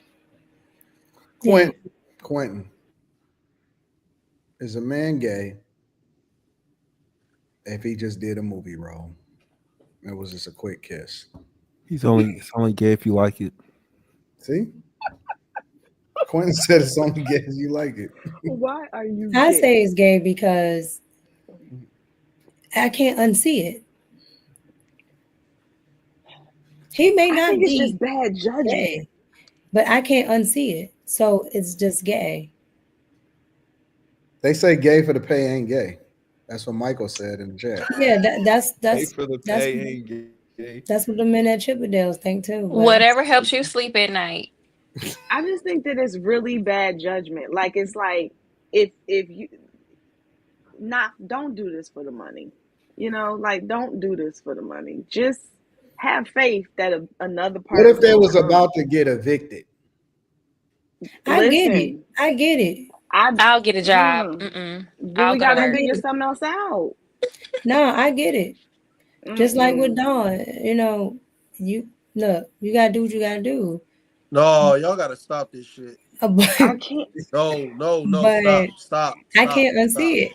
Stop. I can't unsee it. Because to This his shit- son, you got your sons. So No. it's like, so Dad, if I'm in a pickle, well, let me not say a pickle. In a But pickle. Dad, if Anthony Mackie was projecting because he knows he's been feminized by Hollywood. Yeah, that's what it was. What it was. He was trying to You think that reverse. he's going on the Pivot podcast, Molly?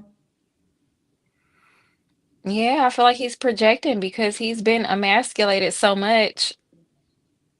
He would know. He was would know telling if the there truth. was an assault on masculinity. He was telling the truth. I would hope he wouldn't condone his sons to kiss a man for money. I think he's been more leftist than gay, but I still can't unsee it. No, listen. Me either. That's With gay. either one of those I men, I don't can't. think he's gay. That was just a bad choice. Because now I can't unsee it. And now I'm like, you were in the Avengers and all that. And Listen, it don't matter I about get no it. money. It don't matter about no money. None of that stuff. None of that stuff matters. Because what is a kiss? What is a kiss supposed to be? Intimate. Exactly. Yeah, but it's a movie. No. But I can't. It's not a movie. It's not a movie because you actually have to kiss that man in real life.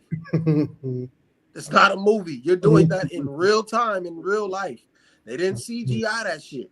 But it's acting. No. 20 million. No. What? Ain't no number. No fucking number for that. Quentin, would you do that quick pack in a roll for 20 M's? No. Now ask the women. Carrie, would you do that quick pick the roll in for 20 million? To a Kiss woman. a woman? Yeah. Well then. What'd I say?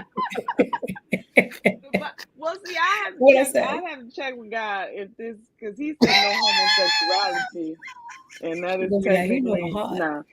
I think it's different with women in It is. It's a double acting. standard, I and think that's it's why I said different. no I think acting that's the women. double standard that we get. Mm-hmm. I do. I think that's the double standard that we get. Y'all don't get that one, but we do. Mika, 20 M's. Yeah, 20 million. I'm a kisser. I'm gonna be shining. I'm a kisser. Molly, use the tongue with for 20 M's, Mika. Molly, 20 million. You going or no? No, I can't do it. My future children ever see it? No, Mm. I'm not selling out for no money. I can't. It's just certain things I'm not gonna do, but everybody can do what they're gonna do. Nah, fuck that. Yeah, well, women, I think it's more like art. Yeah, it is. Slimmy, 20 M's. There ain't no number. I already said it. Ain't no number. 50. It ain't no number. I'm not kissing no man. The fuck? What is that? I ain't indulging in no gay shit. I'll do like this, nigga. I'll be like, nigga. No, you can't do that. You gotta. Somebody said get a stunt They double. can't Get a edit it stunt with double. that thing in there. Quinn, you want to rethink your answer? What? Okay. What about No, if it's nigga, not? fuck you in. Hell no. What Because you about said if it's you not? want to. What if it's not a real kiss, but it's an implied kiss? Like it looks like y'all kiss, but you don't. Like you can feel a nigga's breath on your lips, nigga. Hell no. The crazy part is women kiss all the time. No. Women kiss each other all the time. Wait a minute. Why would And I men even don't want to trust be? women. I They don't want to already be think we're portrayed in that lesbians light. by default. I don't want to be portrayed in that light of anything other than what I represent. I represent straight men. That's it. I don't want to be grouped up with that other side. Hell no. That shit is weird as fuck. I don't ever want to touch anything that's other than soft. Matter of fact, if I feel like a woman ain't soft enough, I'm not gonna deal with her. So Slimmy, you ain't watched The Godfather? You don't watch The Godfather, you don't watch Goodfellas, none of that. You say what? What I gotta do with anything? They kiss on there. That shit ain't got nothing to do with me. Slimmy always say what? That ain't got nothing to do with me. It's hard to watch that Black and Beautiful because all that gay shit. I'll be fucking fast forwarding through that nonsense. Yeah. No, don't fast forward through it. You advocate for them all the time. The old nigga with the cane, nigga, trying to fucking date the fucking 20-year-old strippers. Weird as fuck, nigga. Oh wow, that sounds like a lot. What the No fuck? TVs are portals. Y'all letting them spirits in your homes. Yeah. Hey, listen. As soon as they start It's spiritual warfare out shit, here. They disguising it as I'm entertainment. gone. I watched the first season of what was it? Lucius. What's the name of that? Lucius. Lucifer. What? No, No. it's a show called Lucifer. I thought you were saying Valley. Empire. Thank you. Yes. Oh yeah. Yeah. I watched the first season of that. As soon as that mofo Jesse got with the sun going too hard, I was just like, oh no. But how did you even get to that? The show is horrible as it is. The first season wasn't that bad. You just knew he was gay. That show is horrible. To me, it wasn't real bad till I saw Power, and I was like, oh, I'm never watching Empire ever again. The first season of Empire, it wasn't crazy. That second season started, I did not make it through it. I was like, y'all bugging. Like it started out with like a wild sex scene in the streets, damn near. I'm like, what is going on here? I don't see none of that stuff on the stuff that I be seeing sometimes. Good. Maybe it's just would you do it? Hell no. That ain't even. Would you let Rita do it? Nope. 50 million. Nope, it ain't no number. You can't give me no number. 100 million. Because it's a representation of who you are. People could say that. It's acting. Women can get away with it. Guys can't do that shit. Power wasn't gay. Was it gay people in Power? There were no gay people No, in I'm Power. talking about a woman. Would you be okay? No, somebody with said her Power doing was if she gay, wants and to I do don't it? remember no gay scenes in Power. Power was not gay. I don't remember no I think nigga. that women No, can get away Angie with and Tasha and Ghost fucking all the Women time. can get away with it. Men can't get away with that shit. Yeah, because now I'm like, We don't dang. look at women kissing and say, ugh. We look at women kissing and be Because like, it's a feminine thing. well, we look at women kissing and we say, damn, we can have two of them. No, I look at it. It's two women they gay. That's it. That's how you look at it, Slimmy? Me too, Huh? Slimmy. Yeah. They gay. I don't. That's how you look at it, seriously? Yes, they're gay. Me too. It ain't like, Wow. man, This is why if lesbians is raising if it up wasn't kids. if it wasn't gay, that's a song that I like. I kissed a girl. I liked it. It wouldn't be a thing. That wouldn't be a popular song. If it wasn't taboo. It's taboo. It's Why you know the song? So Slimmy. You say, how do I know the song? Hold on. Let me back up for a minute. Let me back up. So you've never, any of your life, whether you was young or whatever, as a young kid or nothing like that, was like, damn, what if I had two chicks at the same time? That's totally different. They in the room with me. What do you mean? They in the room with me. That's what they supposed to Right. be. But that's what I'm saying though. If you see two gay. girls at the same time, you still like, yo. Because if she in a room with you, wouldn't they still be kissing and stuff and shit? They might. It's but gay. You're not making no sense then. They're going to be listen.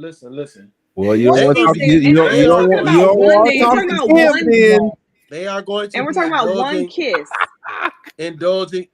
Listen, Sonny, I don't understand. It's still gay. I'm not gay. I don't care. But my point is that why are you okay? But I'm saying, why is seeing two women kiss crazy? They're gay. But they would still be gay if they was in a room with you, though, too, right? Yeah, but that's what they're doing in attention to me. That doesn't make me gay. They're indulging in a. Nobody's talking about you. We're not talking about you. We saying it. Don't worry about it, Slim. Yeah, they're indulging in a straight gay act because they're there with a straight man. They're doing gay shit though. That don't change. That doesn't change. It's still. How gay. you doing that, Quentin? Quentin, what's the problem? Yo, Quentin feels exactly how I'm. It don't make no sense. Quentin, what is the problem? There's nothing wrong with two women. I'm about to say whatever they want to be Quentin's towards one friends another. probably kiss each other. But is it gay? Is it gay? You probably. It's gay, but it's fine. Like what girls do it, it's fine. Shit, fuck you mean? I watch. I don't know if that's gay. Until they start doing it in front of a little boy. I don't know if that's gay though. I don't think that's. I don't know. I just don't promote it. Period. Ugh. I feel you, man. I understand women. I'm like, nigga, I like women too. Shit, like what the fuck? I only brought up the women to show the difference in the contrast. Nobody would be upset.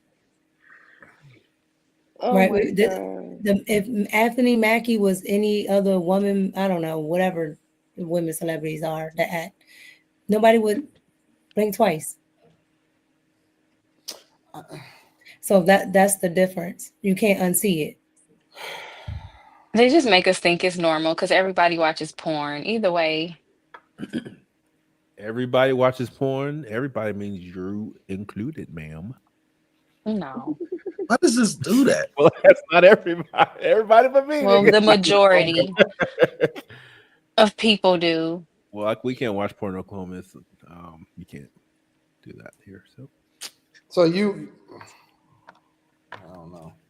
I don't think him kissing the other guy in the scene makes him gay. Just like I don't think a female kissing another female in the scene makes him gay. I just think it's a very poor choice to do as a man because it does not make you look masculine. It makes you look like. I don't think that Anthony Mackie is gay personally. No, he's not gay at all. He a raging liberal, but he's not gay. I don't think he's gay. I think he If you liked it, he is. For the right price. He liked it, he gay. I think that most of these people are here for the right prices. Listen, when people be telling me these astronomical prices and shit, and they be saying that they not, I don't be believing that shit for most people. I don't. I think niggas will do it for like. They do it for $5. We see them right on the screen. They gonna like, do it for $5. They gonna do it for $5. Niggas be capping and shit. Niggas be doing it with no camera, no acting, no scenes, no nothing. This nigga didn't even say no money. Is it? I had this conversation with my. we weren't even recording. I had this conversation with my doing significant other today. And is it gay if a guy likes butt stuff from a girl? If what? Yes. What? I don't know what you said, but I guess I should. If it's gay, what? You have to ask, is it gay? It's probably gay. If Because they like went off normal camera, it heterosexual must have stuff, been we don't bad have to what he ask, asked. is it gay? What he I think if you have to ask, it probably is. Oh man. I guess I should just go off camera too. No, you got to be on camera, kid. Hold on. What did you do, Quentin? I don't know what he asked. I said it's a gay if a man likes butt stuff from women. Quentin, stop saying that term like that, man. Please.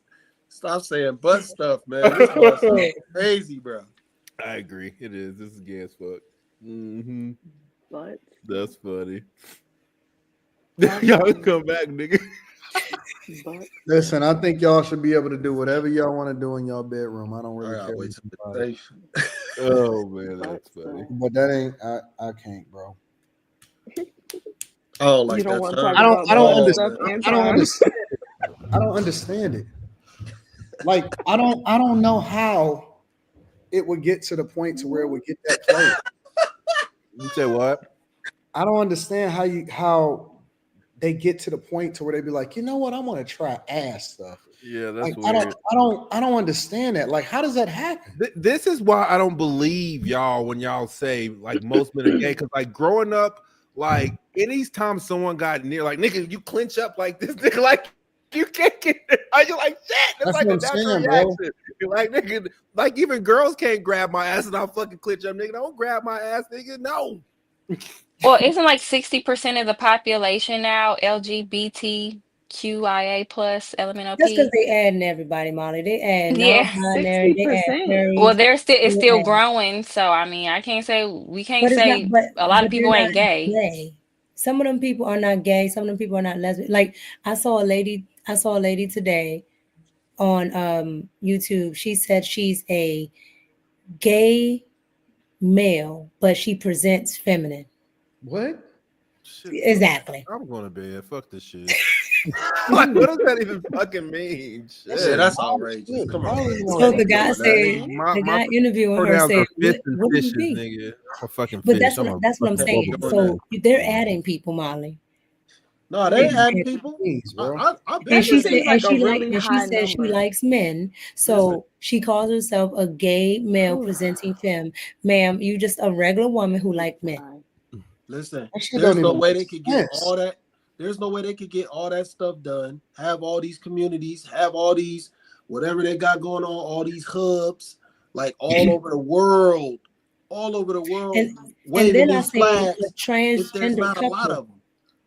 I seen a transgender couple. One was a trans woman. One was a trans man, and they was having a baby. And I'm like, this is a man and a woman having a baby. Let me tell you something, man. I believe that it's just a lot of people that was the craziest thing ever. I think that it's, man, I don't think these people crazy. I think they want attention. I think they want I think they want attention, and so they do this shit. And I think they watch a lot of porn. That's all there's to it, bro. Well, motherfuckers would never even think about this shit if they wasn't influenced by somebody or something that they watch or that they seen in real life. And I think that motherfuckers is just over freaky. That's all I think it is. I just think it's over freaky. It's nothing better than fucking on a woman and just God, dog, I have to tell you, it's nothing better than fucking on a woman and getting some hit. That's it. I was making softly love to this woman the other day. That's it. And she grabbed my hand. I said, "Where are we going?" She said, "We going to the bathroom." I said, "Why are we going?" She said, "I want to look at you." And we went to the bathroom. We went to the bathroom and she threw that leg on the counter and she was looking me in the soul from the mirror. Yeah, y'all niggas is over freaky, bro. I don't even know what the fuck is happening. I don't know what's going on. I was confused when she threw her leg on the counter. I was like, shit. Women that's over freaky, they scare me, bro. Oh man. Anyway, but I It's looked up the because I be population. thinking- I looked up the population that's LGBTQ, and it says it's 9.3%, not 60. Okay, I want to say 60 is when I see women that are over freaky, and I'm not talking about like in real life, but like you know who scares me? Like Erykah Badu. She scared the fuck out of me, bro. Why? Because she seems like she's in a witchcraft or some shit. She is a witch. She walked down the street She's a and real took witch. all her clothes off. Ain't no But semen. she's a real witch. Ain't no semen. She that's what she embraces. She about she's that a real shit. witch. Have y'all ever been like in real life talking to a woman and like just interacting on some shit or whatever, just normal whatever, and you kicking it with a person in person, and you just look at a woman and you just be like, no matter what she look, no matter how good she look or whatever, you just be like, I couldn't fuck with her because she just too scary. Like y'all ain't never dealt with like a scary looking woman. Some women, in my opinion, are scary. They scary to me. And I'd be like, you just too fucking weird. You know what I'm saying? Like, that's a fact. I think you know who else is scary to me? You know who else is scary to me? Angelina Jolie. Because I remember when that chick, when she was with Billy Bob Thornton, and they used to have blood vials and shit on they chains and shit like that. And I was like, that's too fucking extra. Like, who does that? Yeah. Blood rituals, and they was having that shit on and they was always extra freaky in person for no reason with the blood vials on them. And I was like, that's just scary to me. Like, why do y'all have blood of each other's blood vials on each other? She is scary to me. Yeah, she been like that too for a long time. Like real, like she looked good, but like ever since she came out, man, she just had like this aura about her. That's like, it's almost like, I don't want to say that it's evil, but it definitely seemed evil. Like some women just like they just look scary to me. They just be like rhythmic skin slapping. Oh no. Slap. If I fucked with her. That's how Kaya is. Kaya strike me like that. She just ghetto. My neck, my back. Why do women like Definitely to choke? I think when women say you choke me, I'm like, nigga, I'm out. I can't do that shit. What happened? I ain't trying to get caught up no fucking manslaughter, nigga. What's wrong with that?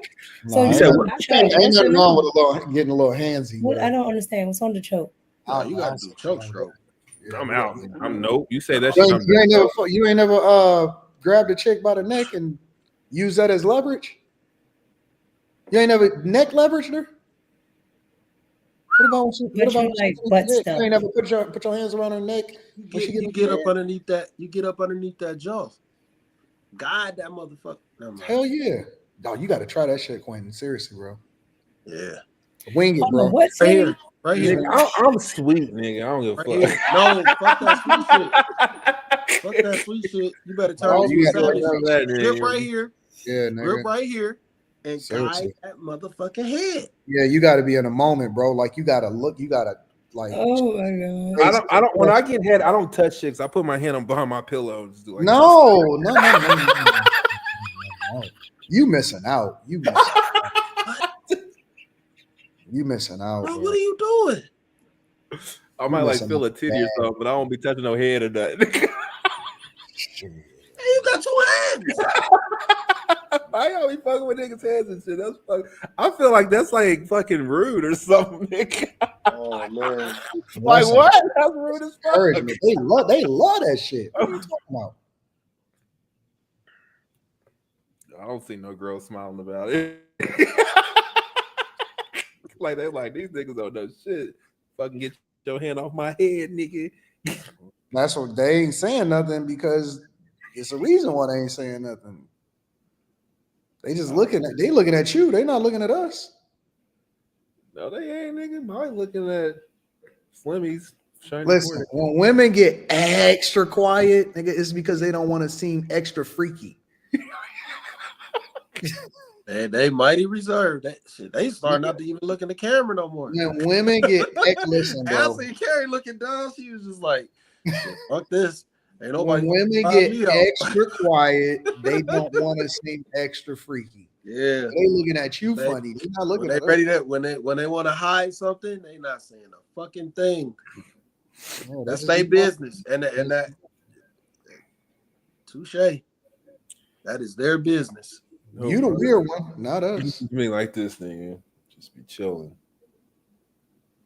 I'm just laughing at Quentin talking about his hands is up. See, they look at you funny. What? Like, I just be like, what you mean? What's wrong with that? You just gave it away. I just be relaxing. No, freaking Mika got freaking no. Mika did what? No, I don't even mess with girls like Mika. I like little booty people. We know you don't have the tools. You don't have to keep telling us. I like the little. Did you cup a booty when you kissed her? Mm-hmm. You like what? I got some pictures while we've been on the internet because she was trying to distract me because she knows. Let me read these super chats. You like girls that look like this. You like girls that look like this. Oh shit. Let me read these super chats, y'all. Question is, did the Ninja D get hard? What are you asking, bro? That? No, bro. High tolerance, bro. You out of line, bro. Calm that nigga out. Shit. Remember, Martin, you so crazy, sweat dripping all over your body. Mm-hmm. I like that Molly has some Candace in her. She don't play along with the BS. I'm not watching Captain America. Candace is a hood booger. Molly is the next Captain America. Carrie be deep in her Johnny Cochran bag. If I ever get in trouble, I'm gonna need her on my defense team. They were two Black Captain America in Marvel. He threw masculinity out the window for X amount of dollars. Hollywood will continue to make these crazy offers because they know ninjas will say, I ain't going back to the trenches. That's America's ass now. That shit was facts. I'll say no unit they start asking for the character to be gay like Andrew Garfield was trying to do with Spider-Man, then I'll start calling you Medusa. What y'all thoughts on Michael K. Williams? Nothing. Oh yeah, because he did play that. He did play that Omar. Denzel kiss a man in Gladiator 2. No, it didn't happen. He just like, you know how they like they be like, you know, on the sides of the cheek. Oh, what, nigga? Idris Elba, it'd be the same shit, nigga. Fuck you. If Idris Elba would be a different combo. Oh. Aloha AD in the cast. What up, Gerald from Hawaii? This also shows unscrupulous propaganda underlying that can be found in writers and their underlying agendas they may have possessed. You know only what the influence the innocent. You know what I found out today? The W in Hawaii sounds like a V. Hawaii. Yeah, Hawaii. I learned that from real world Hawaii years ago. Wow. Get you a girl who teach you stuff. Mm-hmm. Men wearing dresses for a role is insane. Why not get a woman? Why do you want a man in a dress? Let's not pull a Frisco. Home just got G pointed. Ninjas kissing on the set will turn into let me put the tip in. Jesus. Hell no. Oh, bro. I bet if Mackie's wife could pap smear that Joker's booty, she would. Come on, fam. We're all adults, says D-Lock. I get it, but he's comfortable enough in his manhood to show different levels of his craft. No, nigga. What? He did talk about a serious issue in his country, though. Great show as always. Shout out to D-Lock. I appreciate you, bro. He said he comfortable enough to get kissed by a nigga. Crazy. That's some live from the motherland says anybody that travels is Anthony's point about American men being more masculine than men of other countries true. I haven't seen it. I just seen people being regular everywhere. So I haven't seen it in anywhere that I've traveled outside of the United States of America personally. So The gay craft. Oh shit. Q, do you mean if she plays with your butt? Yes, that's what I meant. Women love the choke slam. Now, listen, don't choke slam. See? Damn. See? Y'all niggas take it to Give a somebody whole a rope, nother. they want to be a cowboy. See? That's why you Yeah, can't y'all play take with it to a that. whole nother level. Just I don't choke nobody, nigga. I ain't choking nobody. you don't want to choke slammer. God damn. What's I wrong can do with a you? whole lot of shit without choking a motherfucker. Every woman should be a wagoneer. Make her look like she know how to make a ninja toes curl up, throwing up crib signs. Quint, don't be choking on white women, bro. But see, you know what? That's part of the reason why you can't tell people to do nothing, because then they'll go take it to the extreme and be like, "No, that's what they were saying. No, nigga, we never told you to choke slam them." I think the most thing I did, like when I was hitting her from the back, like I grabbed like a handful of her ponytail. That's about as bad as I get. No, you gonna fuck up her hair. Freddie Bear. Nigga, what nigga? White girls don't be talking Shout about out to nobody Freddie. hair, nigga. White girls be having they be having clip pieces and all of that shit, No, bro. nigga, Yes, that's they new- do. that's new age now. Most white women No, have they don't. I ain't extensions. They never have grabbed no pieces. white hair and it came out. Listen, bro. I've been with more white bitches than you, nigga. Shut up. Oh wait, I thought you said you don't do, see, now you be lying. Nigga, you said I don't do what? You was like, I don't be with no white women. No, I said No, I he don't said do he that. don't date Women them. I He fuck don't with. date them. Get it right. Sleeps with them. Said he don't date them. Yeah, he White just women be Stop, having nigga. You don't date them. You don't be listening when I be gossiping, apparently. with them. You don't gossip to me about white women. You gossip to me about the black ones. Oh, so there is black ones. Okay. How do niggas in the chat know what I done did? They don't. I gotta go to work at 5 o'clock, man. Shit. Yeah, that's true. All right, y'all. We out. We love y'all. We rock with y'all. Thank y'all for rocking out with us. Peace. See y'all tomorrow.